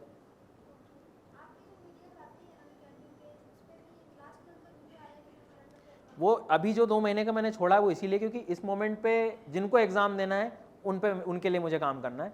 तो जैसे आज मिनरल वाला वीडियो आ रहा है शाम को 7 बजे, तो उस पर 15-16 घंटे मैंने बिताए उसके कंटेंट बनाने में खुद। तो जब उधर उतना टाइम दे रहा होता हूँ तो दिक्कत होती है, लेकिन जैसे ही प्रीलिम्स होगा तो 2 महीने का एक कंपाइलेशन वीडियो में उसके बाद बना दूँ, मतलब वो लिंक नहीं टूटेगी, बस 2 महीने का गैप हुआ है ऐसे। हाँ हाँ, रिवीजन का मैं बता दे रहा हूँ इसका क्या करना। हाँ ठीक, ये क्वेश्चन बहुत कॉमन सवाल है लेकिन काम का सबके लिए है। रिवीजन को मैं आई थिंक बहुत सारे बच्चों को पता होने वाला है कि मैं क्या बोलने वाला हूँ, है ना। लेकिन अब देखो मैं भी मजबूर हूँ यार, एक नया लर्नर है तो उसको तो कुछ तो, क्योंकि तुम्हें आधों को तो पता है कि ये आदमी क्या बोलने वाला, मैं बताता हूँ, मेरे से पूछो मैं बताता हूँ बोले। तो देखो तरीका, अभी इस बार एग्जाम अभी देना है कि अगली बार देना, आप कब देना है? हाँ, तो उसके लिए अभी अपन ये कर सकते हैं कि या तो PYQ समझना, अब हम रिवर्स इंजीनियरिंग करने का समय आ गया है। PYQs क्वेश्चन जो हैं उनको उठाओ, क्वेश्चन सॉल्व करना शुरू करो, क्योंकि अब मैं एक्सपेक्ट करके चल रहा हूँ कि तुमने ये सब पढ़ा हुआ है। क्वेश्चन उठाओ, क्वेश्चन से तुम्हें टॉपिक पता लगेंगे कि भाई ये हिला हुआ है टॉपिक मेरा, उस पर पहले काम करो। और सबसे कह रहा हूँ जो इस बार एग्जाम दे रहे हैं, कम से कम 10-15 दिन पहले से UPSC के ही PYQ लगाना ज़्यादातर, क्योंकि उसका थॉट क्या है, उसके क्वेश्चंस कैसे आते हैं, वो उसी मोड में मैं चाहता हूँ तुम लोग वैसे ही बन के जाओ। ये नहीं कि मैं खूब सारे इधर उधर के क्वेश्चन लगा के कन्फ्यूज होकर जा रहा हूँ मैं, अब नया सा चश्मा लगा के अलग प्रकार का, आखिरी के मोमेंट आपके वही एग्जाम वाले ही जाने चाहिए। तो रिवीजन आप अब उल्टा करो, हर सब्जेक्ट में ये कर सकते हो कि मान लो आप 2 दिन में एक टेस्ट लगा रहे हो, तो आज मान लो 9 से 11 तुमने टेस्ट लगाया, मेरे हिसाब से मैं आपकी जगह हूं तो मैं सेम डे एनालिसिस कभी नहीं करूंगा, क्योंकि 2 घंटे में आलस से आ जाता है, फिर हम एनालिसिस उड़ा देते हैं ऐसे, हाँ ये तो आता है, ये भी आता है। नेक्स्ट डे टेस्ट मत दो, नेक्स्ट डे उसका एनालिसिस करो और उससे निकलेंगे टॉपिक्स तुम्हारे, और जो गलत हुआ है मतलब वो पूरा टॉपिक है। मान लो लेट्स अज्यूम कि तुमने ट्रेड विंड ईस्टर्ली गलती से तुमने मिड लैटिट्यूड्स में उड़ा दी इधर की जगह, तो वो मतलब तुम्हारा विंड पूरा हिला हुआ है, ये मान के चलना, फिर उठाओ उस टॉपिक को क्लियर। उसका रीज़न बताऊं, ज़्यादातर एजुकेटर या टीचर या जो भी आपको अभी कंटेंट जो भी पढ़ाए होंगे वो PYQs को देख के तो पढ़ाए होंगे, तो इनडायरेक्टली तुम्हारा पूरा क्लियर ही हो जाएगा। तो पूरी किताब उठाने से अच्छा है आप ऐसा भी कर सकते हैं, ठीक है। चलें आगे चलें, अभी फिजिकल का ही मैं अब मेंस के कुछ क्वेश्चन दिखा देता हूं तो थोड़ा सा आपको आइडिया हो जाएगा, ठीक है। अब जो नेक्स्ट ईयर एग्जाम दे रहे हैं उनको ध्यान से देखना है अभी ये जो मैं बताने वाला हूँ, मतलब मजा आएगा आपको ये चीज़ कि यार ऐसा भी होता है, मतलब अच्छी चीज़ है UPSC। ये शायद वहाँ नहीं भी दिखे या दिख जाए, मेरी आवाज़ को सुनना, उससे समझ आ जाएगा क्या कहना चाह रहा हूँ। किसी को याद है भी मैंने फिजिकल के कितने हिस्से किए थे? 3 किए थे, एक जमीन लिथोस्फीयर स्थलमंडल, और एक क्लाइमेट, और एक, तो मैंने यहाँ थोड़ी थीम अलग कर, जैसे रेड जो मैंने हाईलाइट किया है इसको मैंने थोड़ा लिथोस्फीयर वाले सेक्शन में रखा है। तो जैसे रेड इसमें दिखा है describe the characteristics and types of primary rock. Current affairs का कुछ ज़्यादा यूज़ हो पाएगा क्या यहाँ पे? ये बेसिक है। तुम्हें यदि रॉक वॉक नहीं पता कैसे बन रहे हैं और प्राइमरी क्या है और कितने टाइप हैं और उसका पूरा, अब देखो ये लिखने वाली बात आ गई, मतलब इस टॉपिक को मैं ऊपर से भी पढ़ के कुछ नहीं हो, क्योंकि इसको तो तुम्हें लिखना ही पड़ेगा। इसमें तुम्हें सब बताना पड़ेगा, बेसाल्ट क्या है, ग्रेनाइट क्या है, इसके अंदर पूरे केमिकल कंपोजिशन के हिसाब से बताना पड़ सकता है, रीजन ऑफ फॉर्मेशन की लैंड के ऊपर बन रहा है कि गहराइयों में बन रहा है, क्योंकि JCB की खुदाई तो देखी होगी आप लोगों ने, तो अंदर तक जब जाते हो तो रॉक ही तो निकलता है ना, तो वो रॉक अंदर भी बन रहा है, क्योंकि सारा लावा दुनिया का बाहर नहीं निकला है, अंदर भी है, तो अंदर भी ठंडा होता है, तो वो आपको प्राइमरी रॉक अंदर का भी बताना पड़ेगा सर। तो मतलब सीधी सी कहानी, तो अभी नहीं पढ़ेगा तो प्रीलिम्स निकालेगा तब तो पढ़ना ही पड़ेगा इन क्वेश्चंस को देख के। अब इसके बाद में आगे मैं बढ़ता हूं, जैसे ये देखो, mention the global occurrence of volcanic eruption in 2021। सारे पाप धुल गए इसमें। तुमने साल भर में क्या पढ़ा, कौन सी मैगजीन पढ़ी, तुम्हें याद है कि नहीं? मैं कह रहा था ना तुम्हें, इस क्वेश्चन में यदि तुम्हें याद नहीं तो तुम क्या लिखोगे? वही लिखोगे चिम्बोराजो कोटोपैक्सी, वो हुआ ही नहीं इरप्ट, उस साल हुआ ही नहीं था, फिर क्या करोगे? अब बताओ यहां, इसीलिए मैं कह रहा हूं कि वर्ल्ड में कहां वोल्केनो है वो कनेक्शन तुम्हें लिथोस्फीयर में ही समझ आएगा कि जहां प्लेट का कन्वर्जेंस होता है, प्लस साल भर तुम्हें कम से कम 5 वोल्केनो तो पता होने चाहिए कि भाई कौन से इरप्ट हुए हैं। और उस साल यदि मान लो प्रीलिम्स में क्वेश्चन नहीं आया तो ये देखो मेंस में इसने बदला ले लिया, तुम वहां बचोगे तो यहां मैं इकट्ठा करूंगा। फिर से एक अगला क्वेश्चन देखो, इंडिया को हम सब कॉन्टिनेंट क्यों कहते हैं, इसको एलॉबरेट करिए। अब ये क्वेश्चन मिक्स हो गया है, हमें लगता है ये इंडियन ज्योग्राफी का क्वेश्चन है, लेकिन without knowledge of physical geography question हिलेगा नहीं, क्योंकि किस तरह से इंडिया गोंडवाना लैंड से प्लेट टेक्टोनिक मूवमेंट से साउथ से नॉर्थ में आया है, कैसे पूरी चीज़ें, और अंत तक इसमें इतना कंटेंट है भी नहीं लिखने के लिए, तो हमें हो सकता है कि पूरी डेमोक्रेसी तक पहुंचनी पड़े कि इंडिया किस तरह से सारी चीज़ों में पहुंचा है, उसका कल्चर भी बताना पड़ सकता है, कैसे धर्मों का धीरे धीरे चीज़ें डेवलप हुई और पूरा गंगा के मैदान वैदान सब बताने पड़ेंगे इसमें। बट ये क्वेश्चन वही लिथोस्फीयर से कनेक्टेड है, तो मैं इसलिए प्रूफ नहीं दे रहा हूं आपको कि प्रीलिम्स में आएगा तो पढ़ लो, पूरी एग्जाम में सब्जेक्ट काम का है और अच्छे से काम का, इन डेप्थ काम का, नहीं तो क्वेश्चन नहीं कन्वर्ट होंगे। और सबसे बड़ी दिक्कत क्या है इनके साथ, 7 मिनट में लिखना है तुम्हें। अभी लाइन पढ़ी नहीं जा रही, 7 मिनट में पूरा टॉपिक नहीं पढ़ा जाता हमसे, हाईलाइट करने में टाइम चला जाता है पूरा, तो आधा हमारा। तो ये लिखना एक तो अलग काम हो गया। अब मैं जनरली प्लस में बच्चों को क्या कह रहा होता हूँ कि तुम कितने ही कॉन्फिडेंस में, मैं एक नॉर्मल आपसे पूछूं, एक अच्छा पढ़ लिया है और उसको तुम्हें अपने शब्दों में लिखना है, 200 मतलब वर्ड्स में लिखना हो, लेट्स अज्यूम 20-25 मिनट लगेगा कि नहीं लगेगा? कि नहीं लगेगा? कितना, 7 मिनट लगेगा? किसको लग रहा? पहली बार जब आप लिखोगे, फर्स्ट डे को इमेजिन करो ना, 20-25 मिनट लग जाता है, लगेगा ही, क्योंकि डर रहता है मैं लिख रहा हूं तो अच्छा लिख रहा हूं कि नहीं, ये सबसे बड़ा टेंशन है। अब उस 20 मिनट में बच्चे जब ले आते हैं तो बड़ा सजा के लाते हैं, एकदम अंडरलाइन सर के सामने, मतलब क्वेश्चन बढ़िया वाला लिख के दिखाऊंगा मैं, पर मैं समझ जाता हूं कि इसमें भाई ने 45 मिनट लगाए अपने जीवन के, दिख जाता है। फिर मैं पता है क्या कहता हूं कि तू यही आंसर आप सेकंड टाइम भी लिखो, थर्ड टाइम भी लिखो और फोर्थ टाइम तुम लेके आओ 7 मिनट के अंदर, क्योंकि दूसरी बार में डेफिनेटली उसको आप 25 मिनट नहीं लगेगा, 15-16 मिनट लगेंगे। तीसरी बार में अब वही चीज़ तुमको लिखनी है तो थोड़ी थकान भी आएगी, मजबूरी भी लगेगी, लेकिन फिर आप कैसे भी 10-11 मिनट में ले आओगे और हिम्मत बची तो नेक्स्ट टाइम तुम्हारा 7-8 मिनट में आ जाएगा। लेकिन उस मेहनत से तुम्हें रियलाइजेशन हो जाएगा कि इस टॉपिक को, या यूपीएससी के ऐसे हर टॉपिक में मुझे कितने लेवल का नॉलेज चाहिए, कितनी फास्ट प्रोसेसिंग चाहिए दिमाग में ताकि मैं लिख पाऊँ। उस चीज़ को रियलाइज कराने के लिए मेहनत करवाता हूँ 3-4 क्वेश्चन में मैं। तो अगली बार से जब फिर आप ऑटोमेटिकली लिखना शुरू करते हो तो बड़ी तेजी में लिखना शुरू कर देते हो। तो ये थोड़ा ध्यान है। एक क्वेश्चन देखो, ये briefly mention the alignment of major mountain ranges of the world. अब देखो ये, अब इसमें वर्ल्ड मैप भी काम आ गया। तुम्हें पता ही नहीं वर्ल्ड मैप, हमने तो वो पीवाईक्यू क्वेश्चन चेक करते उसके हिसाब से पढ़ गए थे ऊपर ऊपर, ये कैसे काम, अब वहां छोड़ दिया। अब वैसे मेंस में 3 महीने भी नहीं रहते ढंग के, आप कैसे करोगे आप? इसमें वर्ल्ड मैप बनाना नहीं आ रहा, फिर लोगों को थ्योरी लिख रहे हैं इसमें, फिर मेरे मार्क्स नहीं मिले। क्वेश्चन देखो क्या कह रहा है वो, अलाइनमेंट कह रहा है वो, और mountain ranges of the world. अरे कम से कम तुम्हें रॉकीज, एंडीज, मेजर तो लिखने ही पड़ेंगे, तो वो कहाँ बनाओगे? वर्ल्ड मैप बनाना ही पड़ेगा आपको। फिर वर्ल्ड मैप बनाने में दिक्कत हो रही है कि वर्ल्ड मैप कैसे बनाऊं मैं, तो अब उसमें भी वही प्रॉब्लम है। पूरे वर्ल्ड को मैं क्या देखता हूं कि आज ही बन जाना चाहिए पूरा मेरे से एक ही बार में। मत करो आप, आपके पास 1-1.5 साल है यार, सिर्फ तुम एक हफ्ते सिर्फ इस पर प्रैक्टिस करो, साउथ अमेरिका भी बनाओ ना, क्या दिक्कत? रोज 5 मिनट दे दो, 6 मिनट दे दो, रिजल्ट हमारे लिए काम का है, घबराना काम का नहीं है सर। क्लियर हो गई बात? और देखते हैं कोई क्वेश्चन एक आध ऐसा लिथोस्फीयर का देख रहा। ये देखो, ये सरकम पैसिफिक जोन का वो बता रहा है, मतलब उस एक सिंगल यूनिट से, लिथोस्फीयर से जब हर बार एक क्वेश्चन हमें देखने को मिल रहा है तो अब हमें समझ में आना चाहिए उसका इंपॉर्टेंस की जरूरी है, नहीं तो पेपर 1 में तुम्हें मार्क्स नहीं मिलेंगे। जिनके 80-90 मार्क्स भी आ रहे हैं वो बड़े टेंशन में थे कि यार वो तो कुछ को इंटरव्यू में अच्छे मिल गए तो वो लिस्ट में थे, नहीं तो बहुत लोग बाहर भी हो गए उससे।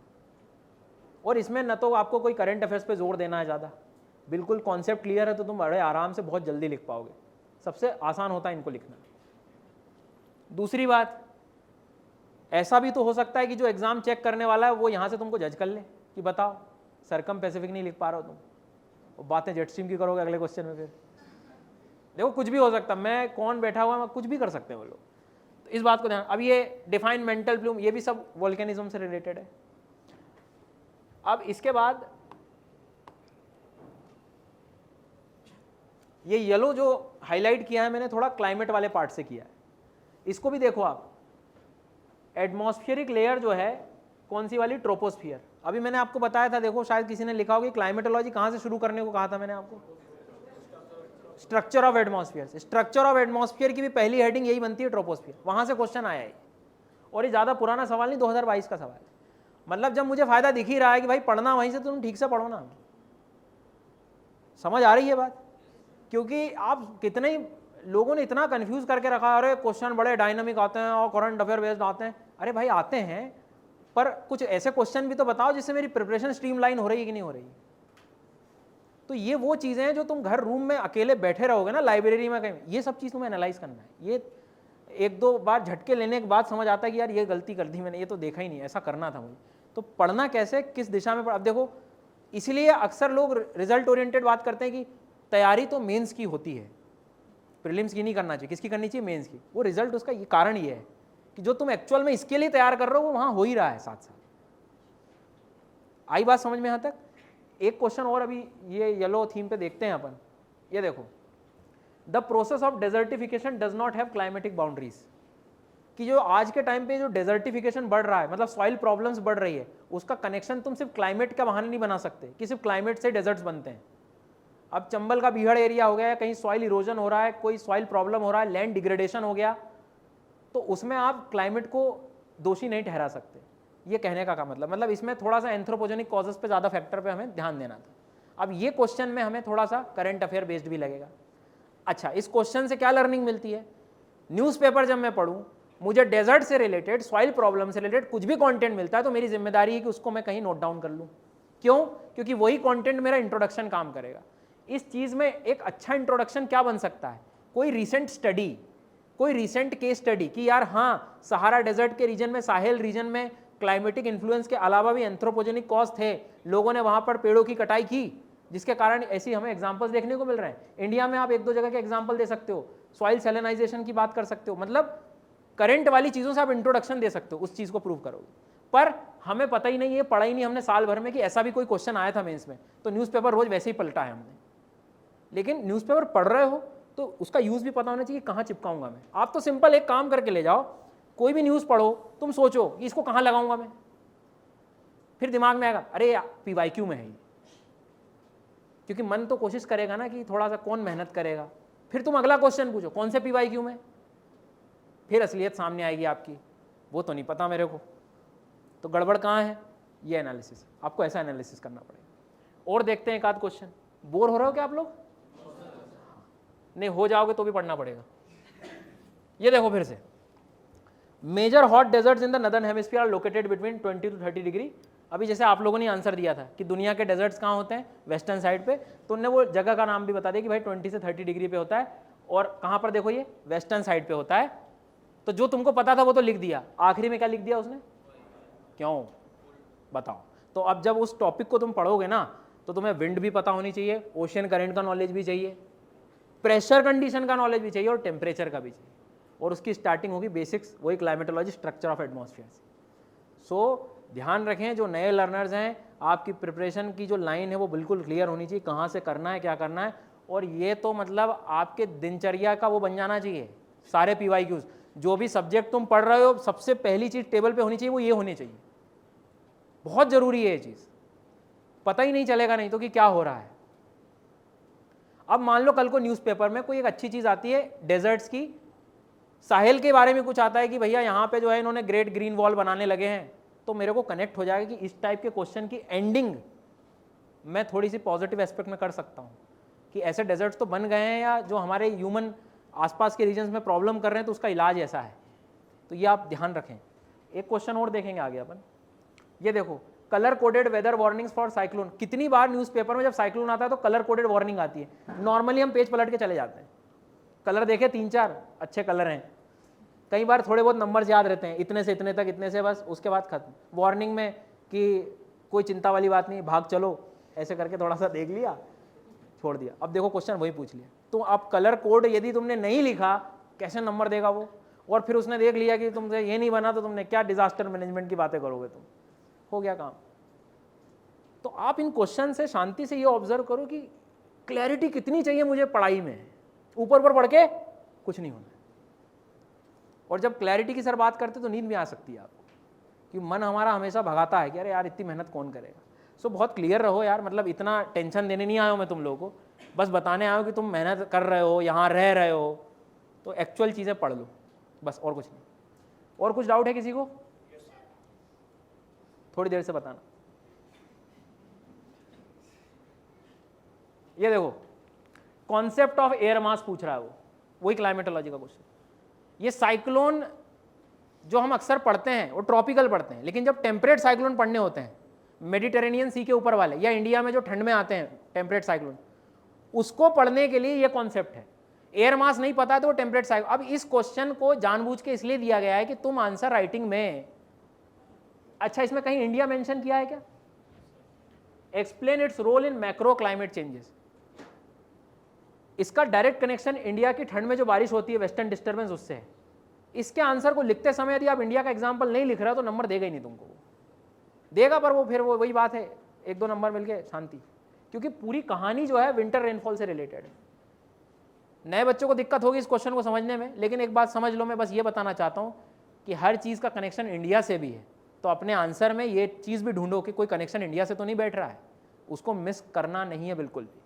वो जो मेंटल प्लूम वाला था एक क्वेश्चन, वो इसलिए पूछा था कि आज भारत में जहाँ ब्लैक सॉइल मिलती है हमें, डेक्कन प्लेट्यू में, वो मेंटल प्लूम की देन है, पर हमने पूरा समझा दिया और डेक्कन प्लेट्यू बताया ही नहीं, ब्लैक सॉइल बताया ही नहीं, क्यों देगा नंबर वो आपको? तो ये भी ध्यान रहना चाहिए, ठीक है। तो ये फिजिकल ज्योग्राफी की थीम थी। फिर एक ऐसे ही, हालांकि इसका पीडीएफ अनअकैडमी के आपके पास होगा भी और नहीं तो डाउनलोड भी आप कर सकते हो, फ्रीली अवेलेबल है अनअकैडमी की वेबसाइट पे।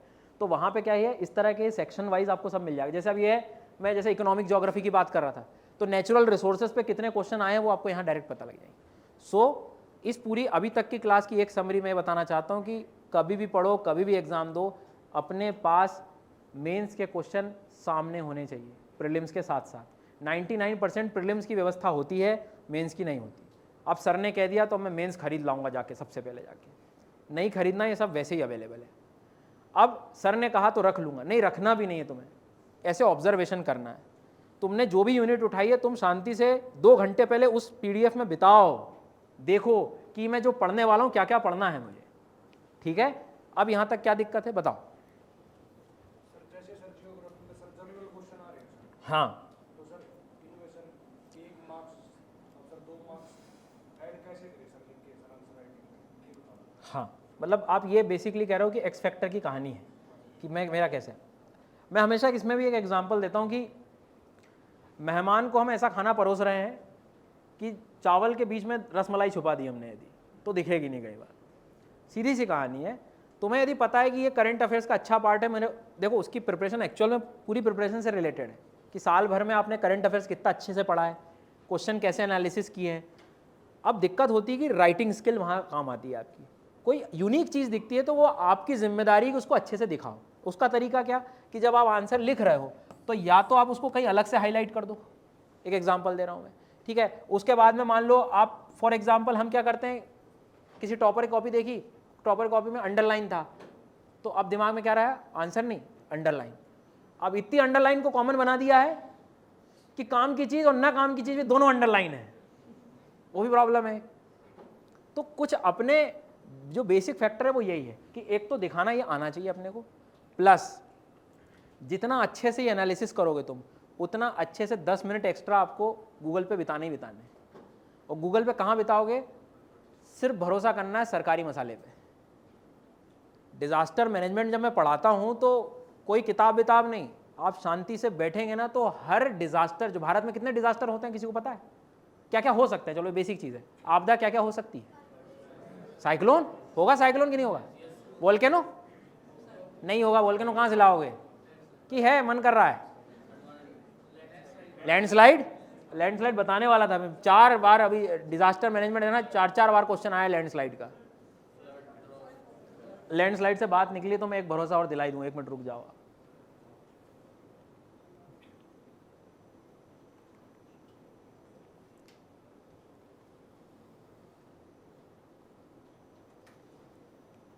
ये ब्लू लाइन मैंने एक्चुअल में इसलिए भी की थी कि वाटर बॉडीज, मतलब हर साल एक क्वेश्चन पानी की समस्या का आते ही आता है।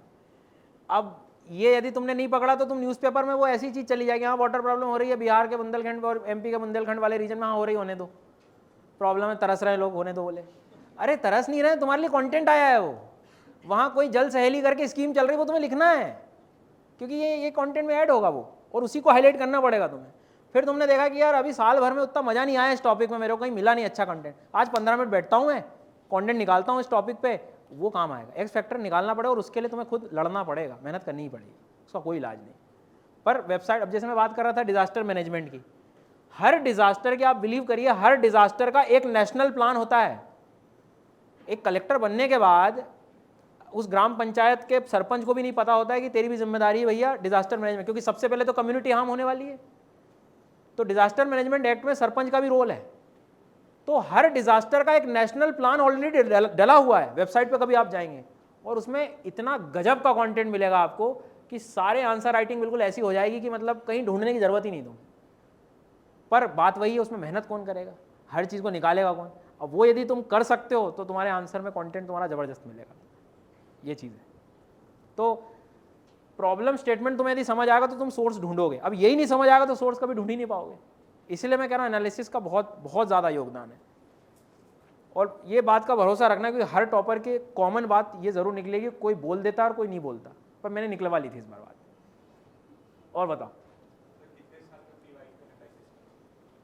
सब दे दो जितने मिल रहे हैं, PYQ तो छोड़ो ही मत, कम से कम रिसेंट 10 उल्टा शुरू करो, हालांकि जब तक हिम्मत बचे पानी पानी पानी।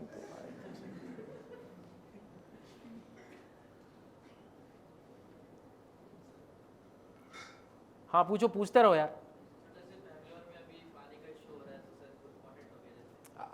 यही वाटर इशू का वो मतलब केस स्टडी बन सकती है कि भाई वहाँ क्या किया जा सकता है। फिर वहाँ जनरली हम वो पता नहीं किसी ने प्लस क्लासेस ली होंगी तो उसमें हम जनरली रिवर लिंकिंग पे काफ़ी डिस्कशन करते हैं। तो उसमें हम यही देख रहे होते हैं कि जब बारिश के टाइम पे बाढ़ आती किसी साउथ इंडियन सिटीज़ में, केरला में बाढ़ आई, मान लो तमिलनाडु में, उस बाढ़ के पानी को देख के बताना आप एक्चुअल में कि पानी की एक्चुअल में कमी है क्या भारत में, दिक्कत कहीं और है, वाटर गवर्नेंस का इशू है, डिस्ट्रीब्यूशन का इशू है। पर हमारा ध्यान क्या है कि बड़े बड़े इंफ्रास्ट्रक्चर पहले क्रिएट करो, दिक्कत कहीं और है। तो ये सारी, अब ये ऐसे कंटेंट कहाँ मिलेंगे, तभी ओरिजिन होता है योजना जैसी मैगजीन का। योजना मैगजीन क्यों, क्योंकि हर एक इशू पे आता है कंटेंट। पर वो प्रॉब्लम क्या है, मैगजीन खरीद लाया, एक दिन में 3 आर्टिकल पढ़ लिए, बोर हो गया, रख दी मैगजीन। थोड़ा थोड़ा पढ़ो, ये पता है क्वेश्चन यहाँ से आते हैं तो वहाँ से आप कनेक्ट कर पाओ।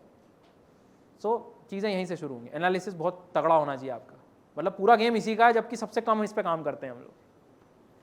और प्लीज़ कोई डाउट किसी को?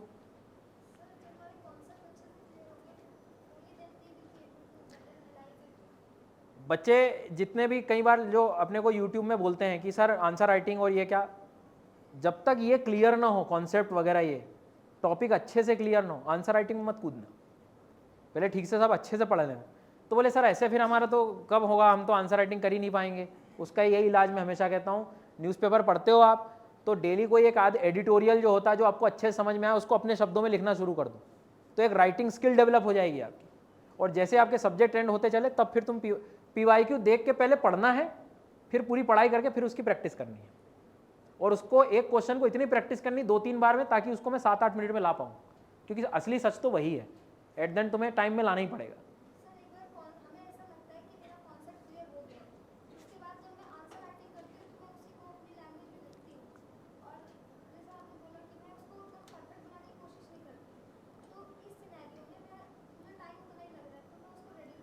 नहीं तो उसमें क्या करो, जो पहली बार जब आप आंसर लिखते हो तो उस टाइम की बात होती है, जैसे मान लो सपोज अभी आपके पास कोई गाइडेंस अवेलेबल है, एक एग्जांपल लेते हैं, तुम्हें खुद को ही सब करना है, तो उस मोमेंट पे मुझे सबसे पहला जो मैं आंसर लिखूंगा तो उसमें मुझे टाइम का बिल्कुल ध्यान नहीं रखना है।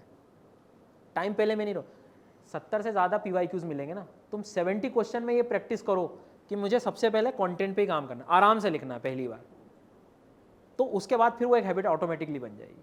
तो पहले कंटेंट का इकट्ठा करना और पहले आराम 20-25-30 मिनट लगाओ ना पहले आप, कोई दिक्कत नहीं, फिर उसकी प्रैक्टिस करो भले आप, क्योंकि एक बार कंटेंट आई गया आपके पास। क्योंकि हम क्या करते हैं 7 मिनट में बांध लिया और तुरंत अब लिखना है तो फिर कुछ भी लिख देंगे, तो फिर मज़ा नहीं आता, फिर डिमोटिवेट हो जाते हैं कि मैं तो सब ऐसा लिख दिया, मज़ा नहीं आया। और बाकी कुछ भूल गया आपको देख के मैं सब, ऐसे भी होंगे कुछ कमेंट में तो बहुत याद आती कि अब ये पूछूंगा सर से, ये पूछूंगा। हाँ हो गया तुम्हारा चालू अब साइंस टेक। बताओ बताओ और बताओ, सोच लो क्वेश्चन, जब तक मैं एक आध चीज़ मुझे जो बतानी है वो बताऊंगा आपको। हाँ बता रहा हूँ, देखो ये क्वेश्चन है, इसमें जम्मू कश्मीर की बात की है, वो सुनना है ना ध्यान से। एक अच्छी चीज़ बता रहा हूँ मैं आपको, जम्मू कश्मीर, हिमाचल प्रदेश, उत्तराखंड अपनी इकोलॉजिकल कैरिंग कैपेसिटी से मतलब बहुत अस्त व्यस्त हो गए हैं, समस्या में आ गए, लैंडस्लाइड वगैरह होती रह रही। देखना एक क्वेश्चन ये देखना है ना। अब इसके बाद में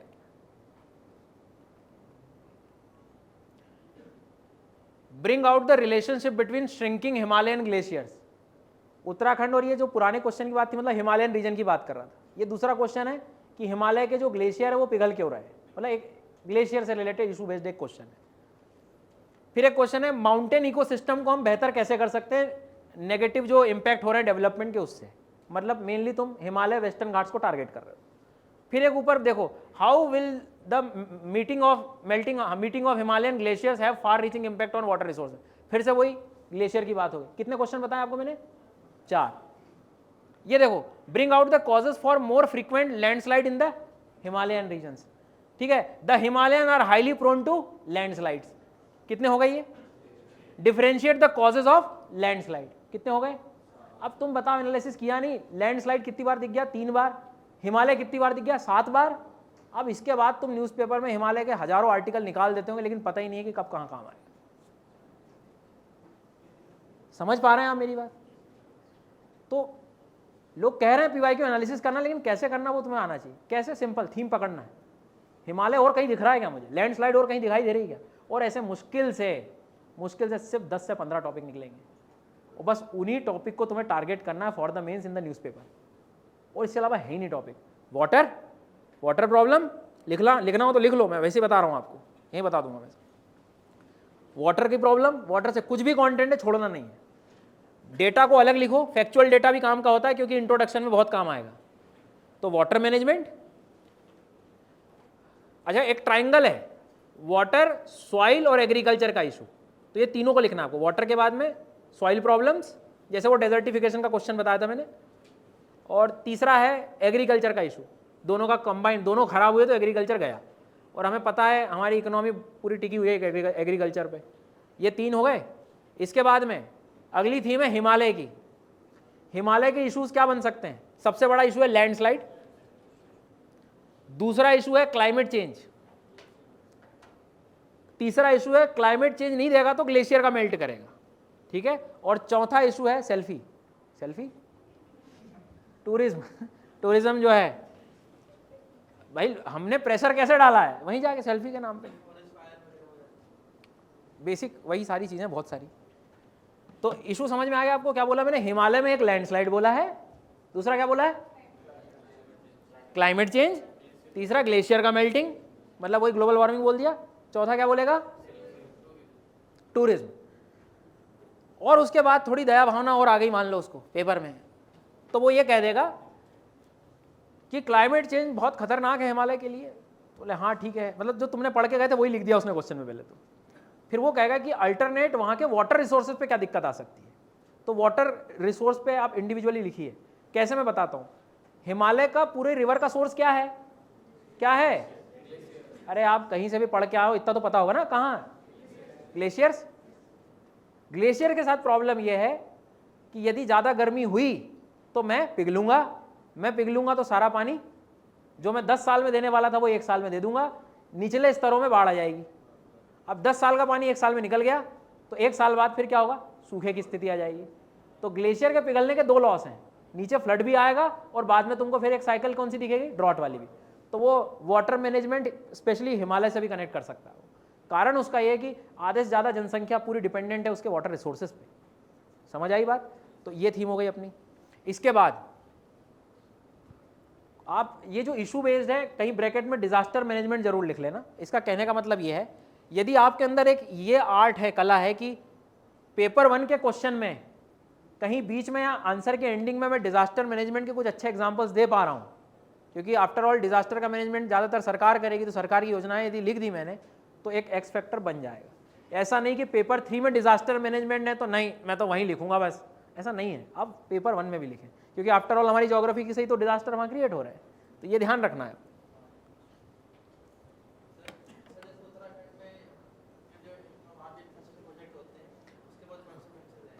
हाँ, एक अभी तुरंत याद आ गया मेरे को, जो ग्लेशियल लेक आउटबर्स्ट होते हैं बेसिकली, क्लाउड बर्स्ट वगैरह, ये भी उसमें अंतर्गत आएगा वो। तो वो टूरिज्म के जो कंटेंट है ना वो वहाँ यूज़ हो जाएगा। अब यही तो ध्यान रखना है हमें कि इन्वायरमेंटल इम्पैक्ट असेसमेंट क्या सिखाता है हमको, पर्यावरण का जो आकलन है कि हमारा ग्रोथ भी ना रुके और इन्वायरमेंट का भी नुकसान ना हो। उसी चीज़ को पे हमें ध्यान रखना है। और कुछ डाउट? अच्छा, अपन टॉपिक भी लिख रहे हैं अभी, है ना। फिजिकल ज्योग्राफी की तो जरूरत नहीं है, चाहे तो आप लिख सकते हैं कि एक क्वेश्चन लिथोस्फीयर से मिलेगा, एक क्लाइमेट से मिलेगा और एक ओशन से मिलेगा। फिर एक थीम आप मॉनसून लिखिए। मॉनसून के 2 क्वेश्चंस बनते हैं, मतलब 2 टाइप के। एक थ्योरीज ऑफ मॉनसून, कि मॉनसून जो है कैसे बना, क्यों मॉनसून ज़्यादा हो जाता है, मॉनसून कम क्यों हो जाता है, इनको लेके। और दूसरा क्वेश्चन आता है कि यदि मॉनसून बिगड़ा तो क्या इंपैक्ट आएगा। तो ये चीज़ कहाँ काम आएगी? आपका soil problem, agriculture problem, water problem अच्छा है तो आंसर वहाँ वहीं का वहीं रेडी मिल जाएगा।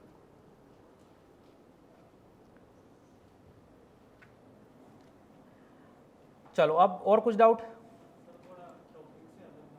हाँ हाँ जी, ठीक है। हाँ, सही बात है।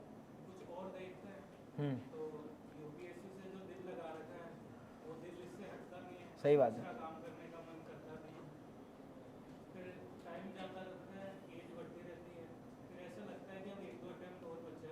इसको दे लेता हूँ। अच्छा, सही बात है, उसको नहीं भूल सकते कि भाई 1000 का ही होना है ऐसा करके। ठीक है, मतलब इनडायरेक्टली हम ये भी कह सकते हैं क्या कि हमारा प्लान भी कब शुरू होना चाहिए?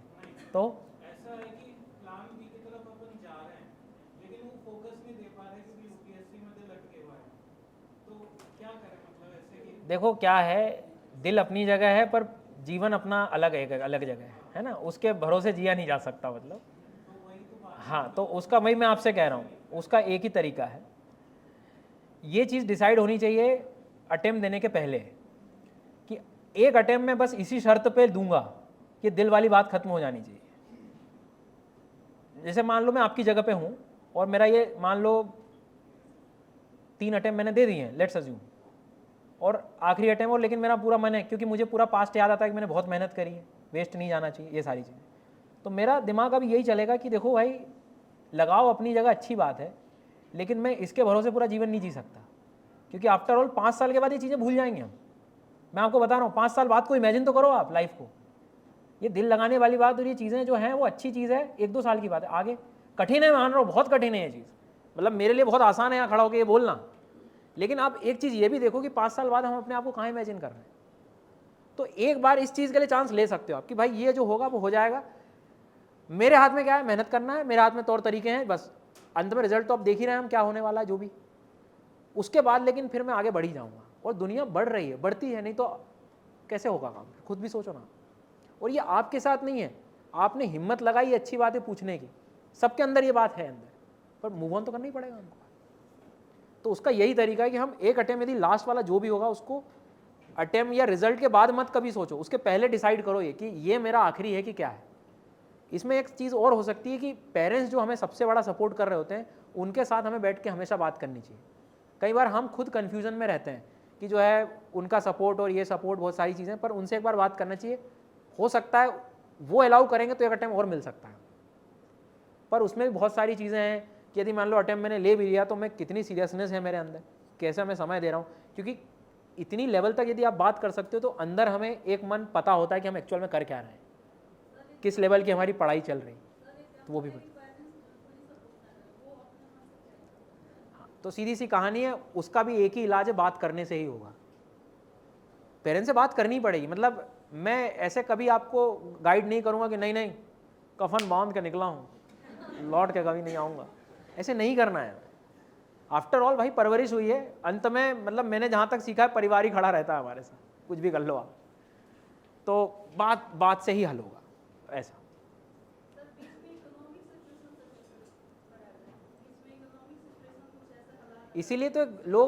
इसीलिए लोग जॉब करके कर रहे होते हैं, उनके दिमाग में रहता है कि मुझे अगले साल नहीं, मैं 2 साल बाद निकालूंगा, लेकिन अब जॉब करके कुछ चीज़ों का जो मिली हुई हैं उनका सामना तो करना ही पड़ेगा। हाँ, एक अच्छा मोटिवेशन भी कि ये चीज़ बहुत जल्दी बदलनी है मुझे, तो उसके लिए आप पढ़ सकते हो। फिर दूसरी बात वही है कि हम तैयारी अच्छे से यदि कर रहे हैं तो बहुत सारे आगे ऑप्शन है, स्टेट पीसीएस के भी हैं, बहुत लर्नर्स हैं ऐसे जो तुम्हें यहाँ फेल होते हुए दिखाई देंगे लेकिन उधर स्टेट की लिस्ट में रैंक में दिखते हैं ऊपर। आज मान लो 10-15 भी रैंक में दिख रहे हैं, नहीं भी हो रहा है तो नीचे कुछ कहीं तो वो जा रहे हैं। तो ऐसा नहीं है, और आप थोड़ा सा देखोगे तो कुछ ना कुछ आदमी कर ही लेगा। और ऐसा यदि हम सोचेंगे तो फिर तो जीवन ही नहीं चल रहा है। मैं भी नहीं खड़ा होता, मैं भी बैठ जाता कहीं परेशान होकर। और ये फेज होता है यार लाइफ का ना सबका, एक वो सबका 3-4 साल का समय है, सबने किया, मैं भी गुजरा हूँ, गुजरो आप भी, कुछ समय बाद अच्छा लगेगा, टेंशन मत लो।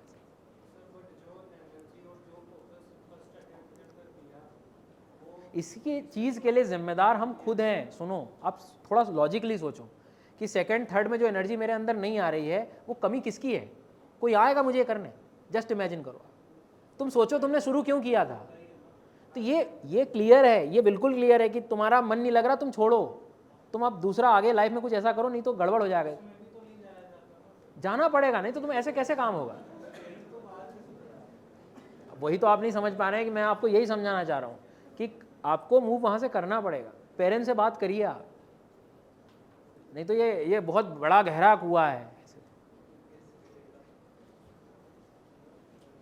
फिर कोशिश करो तुम्हें खुशी कहाँ मिल रही है इसके अलावा, कि कहीं नहीं मिलती, मिलेगी। हाँ यार तुम सोचो तुम्हारे हाथ में सिर्फ क्या है? मेहनत है ना, और क्या है तुम्हारे हाथ में? वो तुम कर रहे हो ना, उसकी खुशी मनाओ ना यार।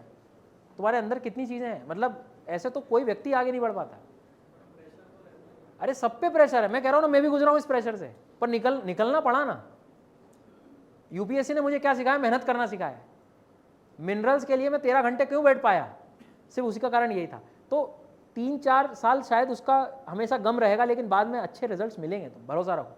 आओगे तुम 5-6 साल बाद मुझे कहोगे कि नहीं सर आप सही बात कहें, मानो मेरी बात। वो मोमेंट में तुम्हारा समझ पा रहा हूँ, लेकिन तुम्हें अभी सिर्फ चलना ज़्यादा ज़रूरी। तुम चलते रहो, रुकना मत कहीं ऐसे। तो एक अटेम्प्ट दे रहे हो तो पूरी एनर्जी दे लो, ताकि टेंशन ना हो, मतलब सोचो कि यार मैंने मेहनत नहीं करी, ऐसा ना लगना चाहिए। बस कर दो, जो होगा अच्छा ही होगा।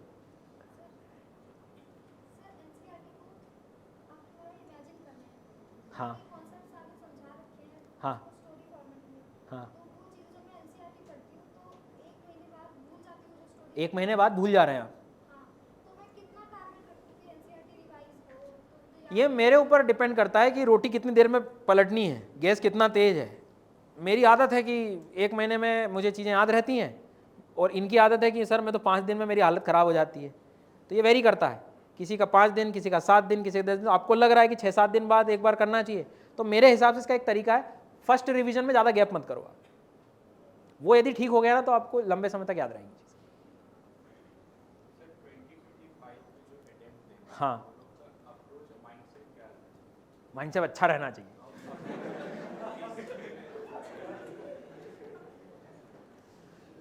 आप अंदर भी बैठे थे, मैंने ये थोड़ी देर पहले मेरे से बात भी करने आए थे, तो मैंने इनको एक बहुत अच्छी चीज़ कही थी जो मैं सबको कहूँगा, और अच्छा हुआ इन्हें क्वेश्चन पूछ लिया, क्योंकि शायद मेरे से वो पॉइंट मिस हो जाता।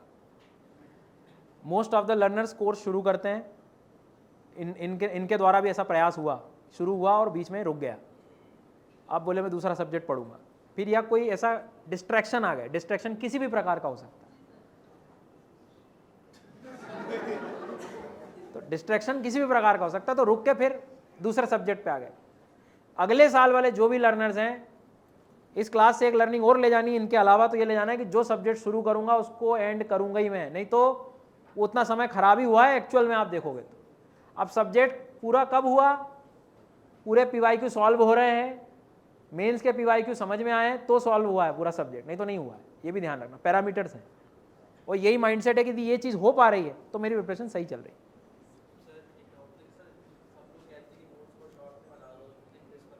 क्रिस्प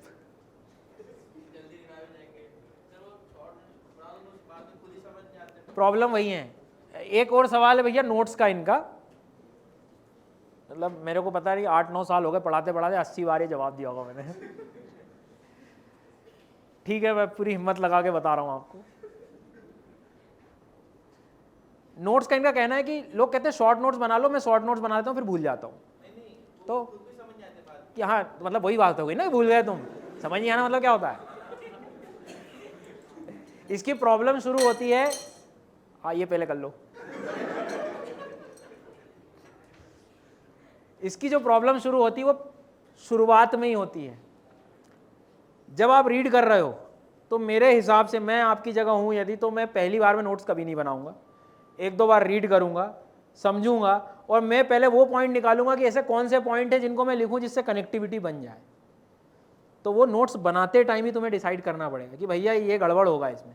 फिर दूसरी बात इनकी लागू होती है कि रिवीजन जो टाइम है वो गैप यदि ज़्यादा होगा तो फिर तो वो एनसीईआरटी समझ नहीं आती अपने को डिटेल में लिखी हुई, तो नोट्स क्यों आएंगे समझ में? सोच रहे हो आप मेरी बात क्या कह रहा हूँ? एनसीईआरटी को यदि आप 2 महीने बाद उठाओगे तो वो भी समझ नहीं आएगी।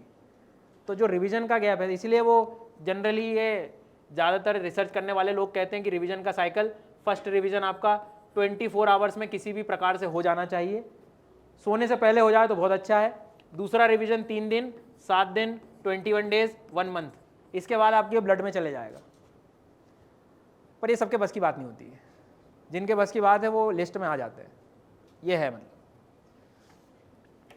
इसके बाद तुम नोट्स कभी नहीं भूलोगे। जैसे आपने जैसे आप क्लास रिपीट कर रहे हैं, मैं लिख रहा हूँ उसको, जैसे एनवायरनमेंट आपने पूरा पढ़ाया तो मेरी जैसे इतनी कॉपी भरी, मैं उसको कॉपी को पूरा देखूंगा तो मुझे याद रहेगा। हाँ, अब जैसे आपने अभी छोटे बना लो तो वही क्या बना लो? छोटे मतलब हाँ हाँ हाँ, शॉर्ट नोट बना लो तो वो फिर नहीं याद वो मल्टीपल प्रोसेस, तुम जितने क्वेश्चन लगाओगे ना बार बार चीज़ों, तब जाके वो होगा। और उसको तुम शॉर्ट क्यों बना रहे हो? अभी क्लास नोट के शॉर्ट नहीं बनाने हैं तुम्हें, वो एक नया काम कर लिया तुमने, तो वो डुप्लीकेशन ऑफ एफर्ट कहते हैं उसको, वो मत करो आप, वो तो करो ही मत। जब एंड टाइम पे रिवीजन करने की बारी आई तो आप उल्टा करो, क्वेश्चन से आप यहाँ पहुँच जाओ, वो ज़्यादा सही है मेरे लिए। क्लास नोट्स को तो मत बिगाड़ो, वो तो अंत में तुम्हें लग रहा है क्वेश्चन लगा लगा के, तो एक अलग कहानी है, या उस पेज की कहीं समरी वहाँ अलग है। इसलिए मैं हमेशा पहली क्लास में कहता हूँ कि नोट्स बनाओ तो अपना एक पेज जो है कॉर्नर, ये साइड मार्जिन खाली रखो थोड़ी, क्योंकि कल को न्यूज़ में कोई चीज़ आई तो वहीं ऐड कर दी, अलग से उठाना नहीं पड़ रहा है, तो मार्जिन खाली रख सकते हो ऊपर साइड में कहीं भी,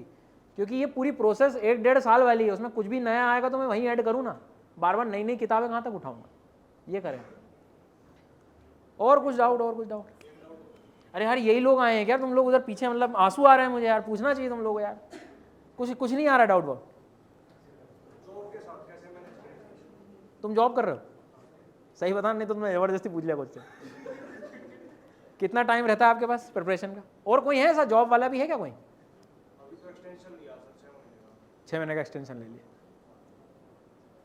तो यार मतलब फिर 6 महीने बाद तुम्हें जॉब करना ही पड़ेगा, ऐसा है? तो कोशिश कर लो कि जो सब्जेक्ट तुम्हें थोड़े टफ लग रहे हैं उनको पहले करो, सबसे पहला काम, और नोट्स वगैरह ज़रूर बना के रखो, नहीं तो वो उस टाइम काम नहीं। फिर जब at the time of job slot ऐसा निकालो, जैसे मैं होता तो मैं क्या करता, सुबह 3 बजे उठता, क्योंकि शाम को जॉब के बाद तो तुम क्या ही पढ़ोगे, तो सुबह 3 से 7 का शो देखो बढ़िया से रोज़। जनरली यही करते हैं लोग जो जॉब पे जाते हैं, क्योंकि शाम को आप दिन भर के बाद क्या उम्मीद करोगे अपने? शाम को क्या पढ़ो, MCQs लगा लिए, करंट अफेयर्स पलट लिया, तो ये थोड़ा सा आप कर सकें, ये ज़्यादा ज़रूरी। बाकी पढ़ना तो वही रहेगा जो है। कहाँ पे 1 मंथ लिखा है मैंने? मतलब ये 2 महीने भी हो सकते हैं, ऐसा कुछ नहीं, पर वो ये शुरू के मेरे हिसाब से ये ज़रूरी है, ये आप कर पा रहे हैं। इसीलिए वो एक अपना एक लर्नर था प्लस का, उसने तो वो नोशन में बढ़िया से टेक्नोलॉजी का यूज़ कर लिया था, ऑटोमेटिकली रिमाइंडर आ जाता था उसके पास कि ये टॉपिक पढ़ना है तेरे को, तो वो पढ़ना शुरू कर दिया था उसने। मतलब चीज़ों को जब पाना होता है तो कितने ज़ोर से सोचा जा सकता है। आप उसका एग्जाम्पल देखो, उसने टेक्नोलॉजी का यूज़ कर लिया कि मैं भूलूंगा तो टेक्नोलॉजी रिमाइंड करा रही कि भाई कर लो अब, तो ये अच्छा तरीका है।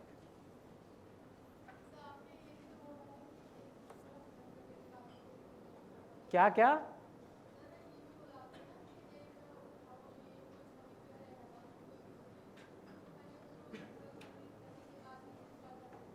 मैंने ये नहीं बोला, मैंने ये कहा कि जब आप एक शुरू करते हो तो उसको बीच में मत छोड़ो, आप पहले 2 पढ़ना है पढ़ो, अब उसके आगे की बात और सुन लो। जैसे मान लो आपने ज्योग्राफी पॉलिटी पढ़ लिया, आपने साइंस टेक उठाया, इन्वायरमेंट उठाया, पुराना भूल ही जाओगे, तो उसका क्या तरीका है, जब मैं अगले 2 सब्जेक्ट पढ़ता हूं तो पुराने 2 सब्जेक्ट जो हो चुके हैं उसके MCQs लगाने हैं मुझे डेली, जो पुराने हो चुके हैं ना, नहीं तो MCQs नहीं लगाओगे तो याद कैसे रहेगा पुराना वाला? आप समझें, क्योंकि MCQs क्या है, एक क्वेश्चन लगाने से पूरी कहानी याद आ जाती है। तो देखो समझो जो नए हैं, मैं क्या कह रहा हूं, लेट्स अज्यूम आपने ज्योग्राफी पॉलिटी 2.5 महीने में खत्म किया, अब आप हिस्ट्री में पहुंच गए हो, आप इकोनॉमी पढ़ रहे हो तो भाई साहब ये इनको पढ़ने में ये तो भूल ही जाओगे ना तुम, तो शाम को अपने शेड्यूल में इन दोनों सब्जेक्ट के MCQs PYQs 20-20 क्वेश्चन भी लगाओगे डेली, 10 भी लगाओगे तो सब्जेक्ट से रिश्ता नाता बना रहेगा, नहीं तो तुम तो पूरा ही छोड़ दोगे इसको। ये ध्यान रखो, ये बहुत बड़ी प्रॉब्लम है। अच्छा है वही सवाल पूछा आपने, मन ही नहीं करता, अब क्या करूं मैं।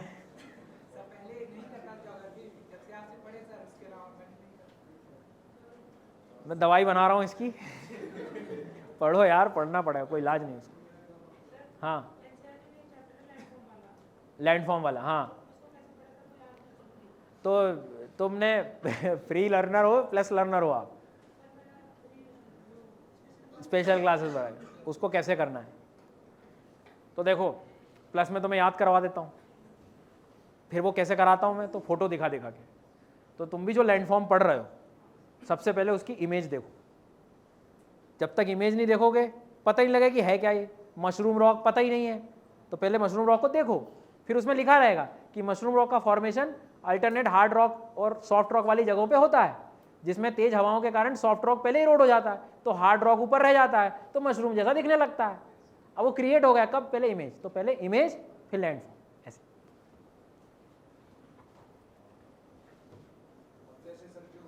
हमारे पास 10 मिनट और है बस।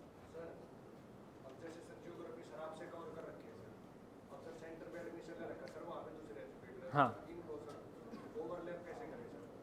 मिक्स करना है ओवरलैप कराना, तुम बताओ।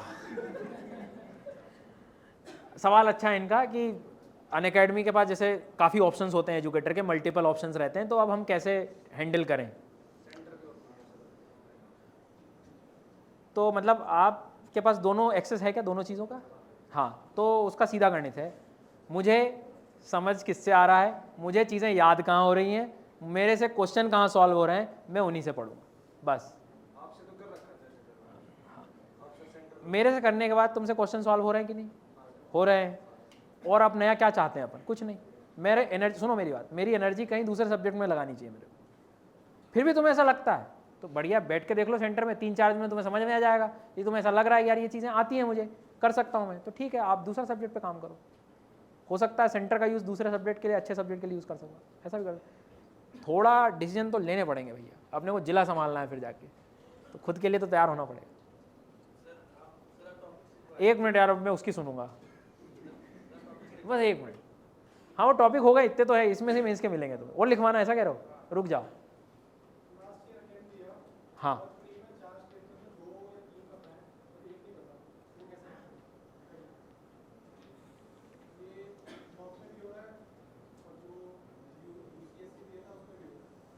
इसमें ना जनरली लर्नर्स 2 तरीके अपना रहे होते हैं। जो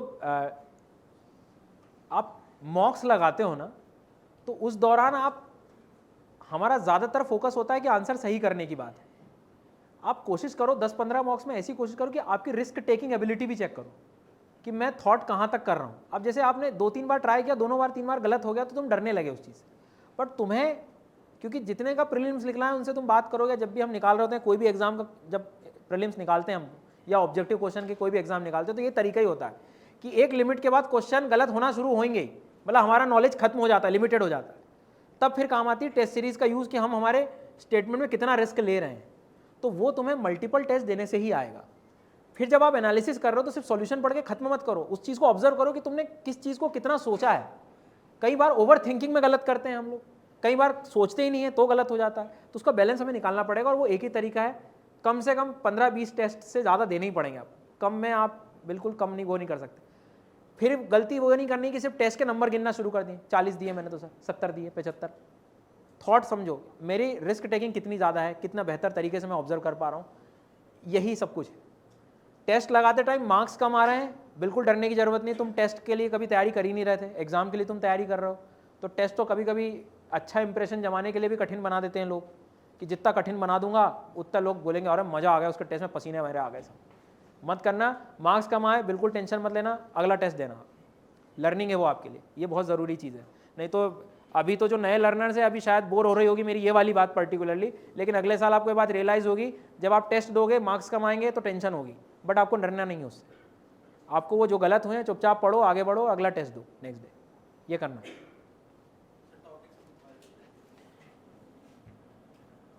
आखिरी क्या था? हाँ, क्लाउड बस्ट एक टॉपिक और है मेंस का, क्लाउड बस्ट को भी लिखो आप। साइक्लोन्स को जब आप पढ़ो तो सिर्फ थ्योरी मत पढ़ो, थ्योरी के साथ ये भी पढ़ो कि सरकार क्या कर रही है साइक्लोन मिटिगेशन के लिए, स्पेशली उड़ीसा, तमिलनाडु और आंध्र प्रदेश वाले स्टेट्स में।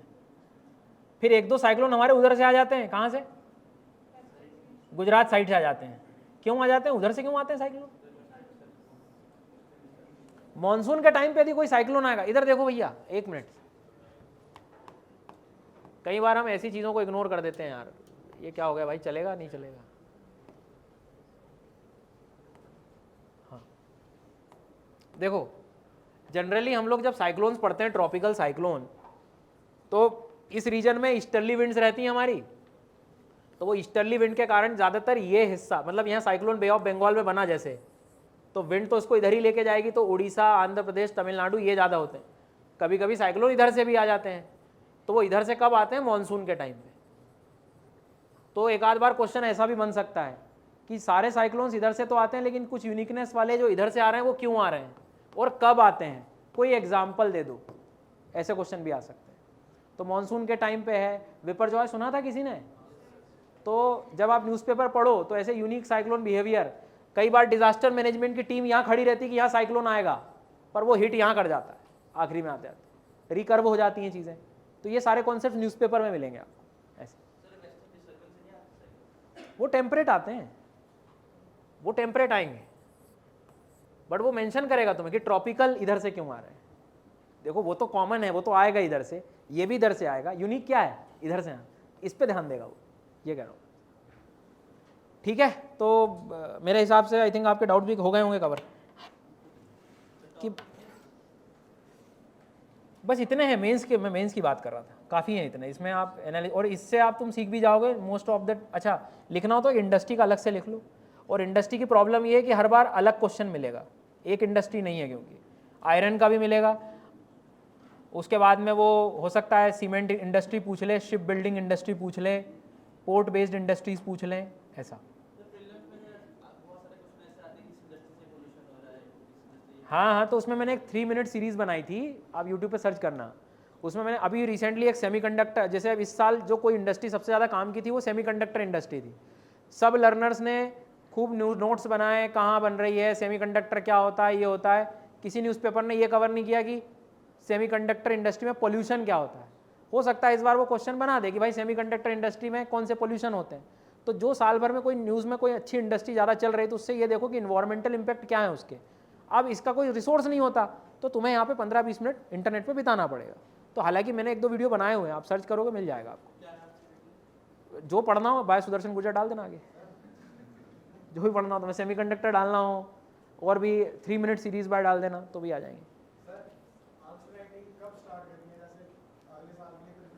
हाँ क्या, वही मैं अभी समझा रहा था कि जैसे एक सब्जेक्ट अपना हुआ,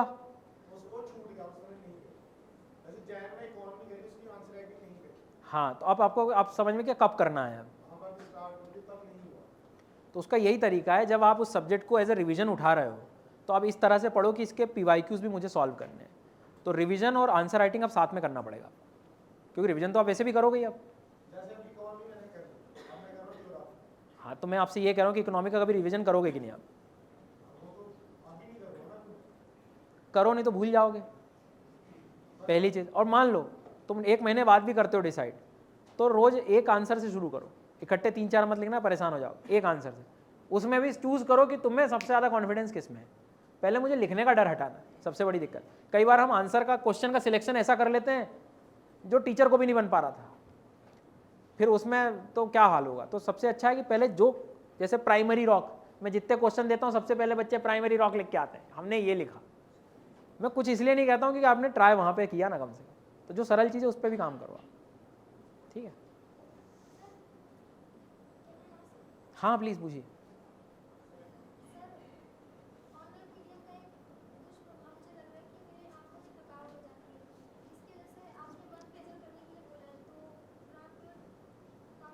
आप उसमें ब्रेक ले सकते हैं, मतलब क्योंकि वो चीज़ से तो मैं भी जूझता हूँ कि 8-9 घंटे 10 घंटे मुझे भी स्क्रीन के सामने बैठना है। तो जनरली मैं जो कोशिश हम कर सकते हैं, जैसे मैं तो नहीं करता, बस कहने वाली बातें हैं, बैठते हैं तो बैठ ही जाते हैं, लेकिन आप कोशिश कर सकते हैं कि एक लंबे स्ट्रेच में इकट्ठे मत बैठो आप। उसमें क्या कर सकते हो, बीच में आप अपना सेल्फ स्टडी को ज़्यादा जोड़ दो, थोड़ा थोड़ा, कंटिन्यू मत पूरी क्लासेस देखो, ये कर सकते हैं आप। हाँ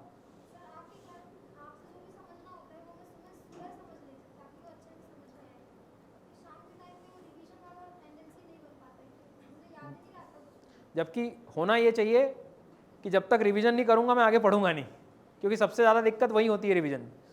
दिन की शुरुआत रिवीजन से करो, आप भले करो ना, क्या दिक्कत है, वही तो मेन, वो याद तो रखना पड़ेगा।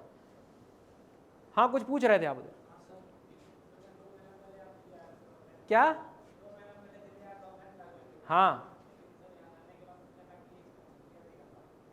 हाँ हाँ हाँ, कोई चैलेंज नहीं है, बढ़िया घर से पढ़ो, तुम खाना वाना घर का खाओ, महीने में एक दिन यहाँ राउंड लगाने आ जाओ, देखना हो तुम्हें कोई टेस्ट वेस्ट ले जाना हो ले जाओ। कोविड में भी तो बच्चे पढ़ के निकले हैं यार, कोई कहीं कुछ दिक्कत नहीं आई, क्या दिक्कत आएगी? आंसर बढ़िया चेक करते हैं अपन, लिखते हैं बच्चे, कोई प्रॉब्लम नहीं, करो आप। बिल्कुल होती चेक, मैं करता हूँ यार, पूछो कोई बच्चा है प्लस का यहाँ, कोई है? आंसर अपने होते हैं इंडियन ज्योग्राफी आखिरी तक, आखिरी क्लास देखना भी कोर्स की, तुम्हें आंसर राइटिंग चेक हो रहा है बढ़िया से। बाकी सब्जेक्ट में वही तो मैं आपसे कह रहा हूँ कि एजुकेटर कुछ जो भी दे रहे हैं कंटेंट, उसके आप खुद भी लिखो, और मोस्ट प्रोबेबली फिर कभी ना कभी तो मौका मिल जाएगा, सर वगैरह, प्रतीक सर वगैरह से पूछ लो, वो तो बता देंगे, डाउट में आप पूछ लो उस चीज़ को। हाँ हाँ, वो अच्छी चीज़ है, आप उसको समझो ना। नोट आपको मेन समय क्या काम आएगा, खुद का लिखना या किसी और का? थोड़ा सा बस ये चेंज कर लिया ना, उस दिन से सब चीज़ समझ आने लगेगी।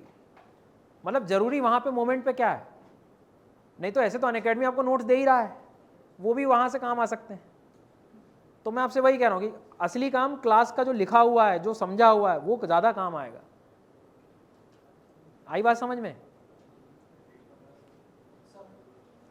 लास्ट 2 क्वेश्चंस एक ही है। हाँ हाँ, बहुत अच्छा सवाल है भैया, इन्वायरमेंट का बड़ा सही सवाल है। जीवन का सच ये है कि हमें समझ ही नहीं आ पाता COPs क्या चल रहे हैं, कॉन्फ्रेंस ऑफ पार्टीज कहाँ से क्या हुआ, मैं तो पुलिस वाला समझता हूँ, बोले कॉप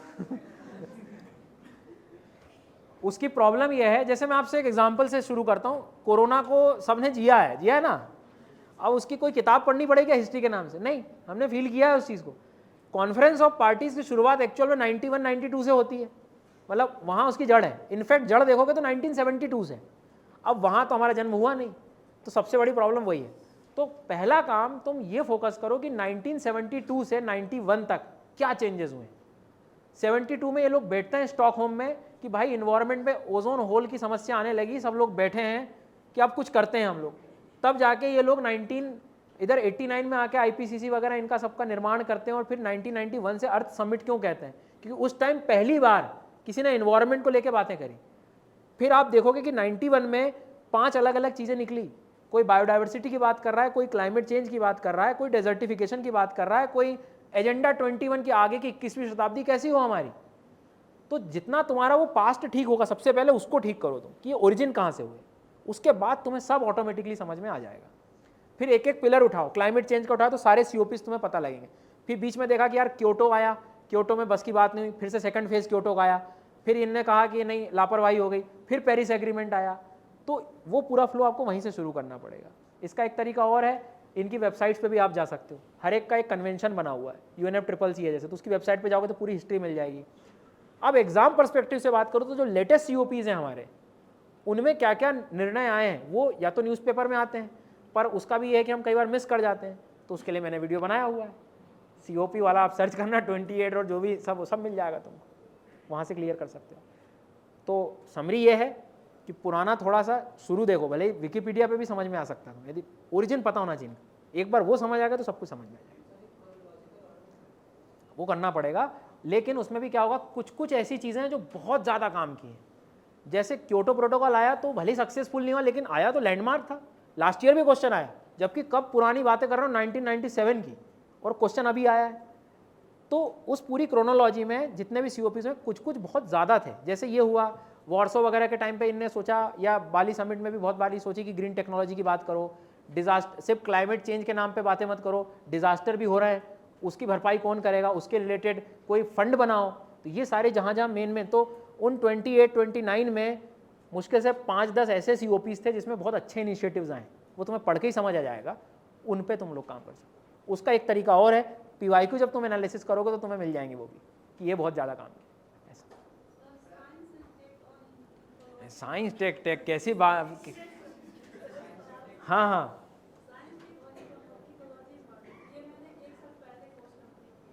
ठीक है। अपडेट तो आप कोई भी मैगजीन उठाओ, कोई भी जो कंपाइलेशन हो रही हो, और उसका इंडेक्स पढ़ो। इंडेक्स पढ़ के समझ आएगा कि तुमको क्या आता है क्या नहीं आता है, तो अपडेट वहीं से आएगा। जो आता है तो रुक के सच्चाई को जानो कि तुम्हें सही में आता है कि नहीं, चेक करो। पेज मत पलटना, इंडेक्स को चेक करना, फिर देखना, तो समझ में आ जाएगा कि अच्छा ये नहीं आया था। नहीं, वो तो क्वेश्चन से समझ में आ जाएगा, बन रहे तो ठीक है, नहीं तो नहीं। हाँ भाई बोल, जल्दी बोल, हाँ जल्दी बोल।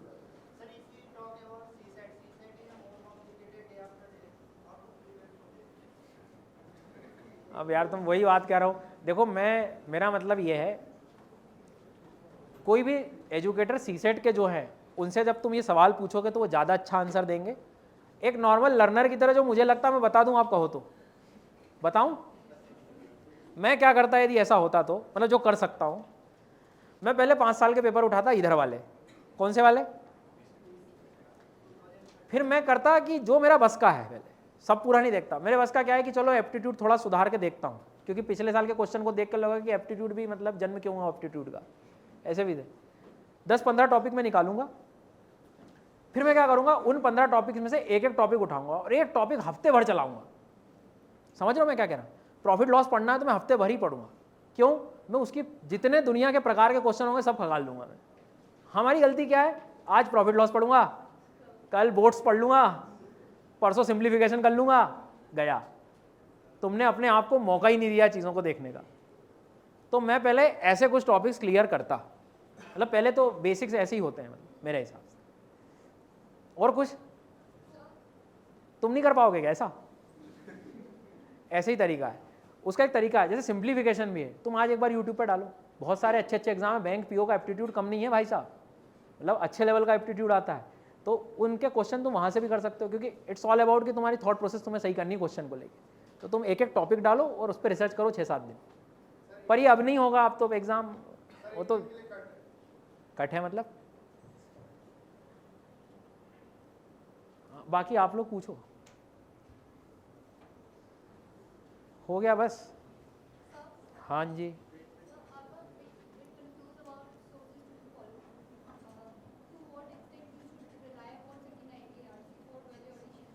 किस चीज़ के लिए? अच्छा, आप एक काम करना, PYQs देखना, ठीक है। आई थिंक मैंने आप लोगों के लिए डिजास्टर मैनेजमेंट भी लाया था। ये क्लाउड बस्ट का एक दिख रहा है क्वेश्चन, एक मिनट देखना। उसके बाद अर्थक्वेक का है, लैंडस्लाइड का यहाँ भी दिख रहा है, देखो क्वेश्चन। उधर तो ज्योग्राफी में था ही पेपर 1 में, इधर भी झूठ बोल दिया इनने पेपर 3 में। उसके बाद में अब देखो इसमें एक क्वेश्चन है, गवर्नमेंट ऑफ इंडिया क्या कर रही है, ये चीज़ क्या। सारे क्वेश्चन जो हैं वो डिजास्टर जो कॉमन अपने यहाँ होते हैं वो हैं। अभी जैसे मैं बता रहा था नेशनल प्लान यदि आप पढ़ रहे हो, एक बार आप ट्राई करके देखना वहाँ पे हर एक डिजास्टर का।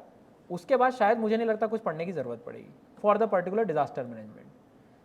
अब आप ये सोचो कि तुम्हें एग्जाम में क्या चीज़ याद आ रही 7 मिनट में, 7 मिनट में कितना लिख पाओगे, बस उतना ही पढ़ना भी, मतलब करो उतना जितना संभल पाए, ज़्यादा उसमें फिर हम काम नहीं कर पाएंगे, ठीक है। तो 1-2 ही रिसोर्स रखो, लिमिटेड रखो, लेकिन वो कोशिश करो कि वहाँ याद आ पाए अपने को। तो ये बहुत अच्छे से इन्होंने दिया हुआ है सब चीज़ का, और सारी चीज़ मिल जाएगी उसमें कि क्या होता है। डेफिनेशन भी दी हुई है उन्होंने तो, कि भाई लैंडस्लाइड है क्या एक्चुअल में, फिर क्या होती है, कितने प्रकार की है। एक्चुअल जो मैप है लैंडस्लाइड इफेक्टेड एरियाज़ का, वो भी तुम्हें वहीं मिलेगा, वहीं से सब कॉपी पेस्ट हुआ है पूरी दुनिया में, तो वहीं से पढ़ो ना, फिर ऐसा भी कर सकते हैं। करें सेशन एंड? ठीक है भैया। So thank you so much, इतना झेला आप लोगों ने मेरे को। Unacademy. Let's crack it.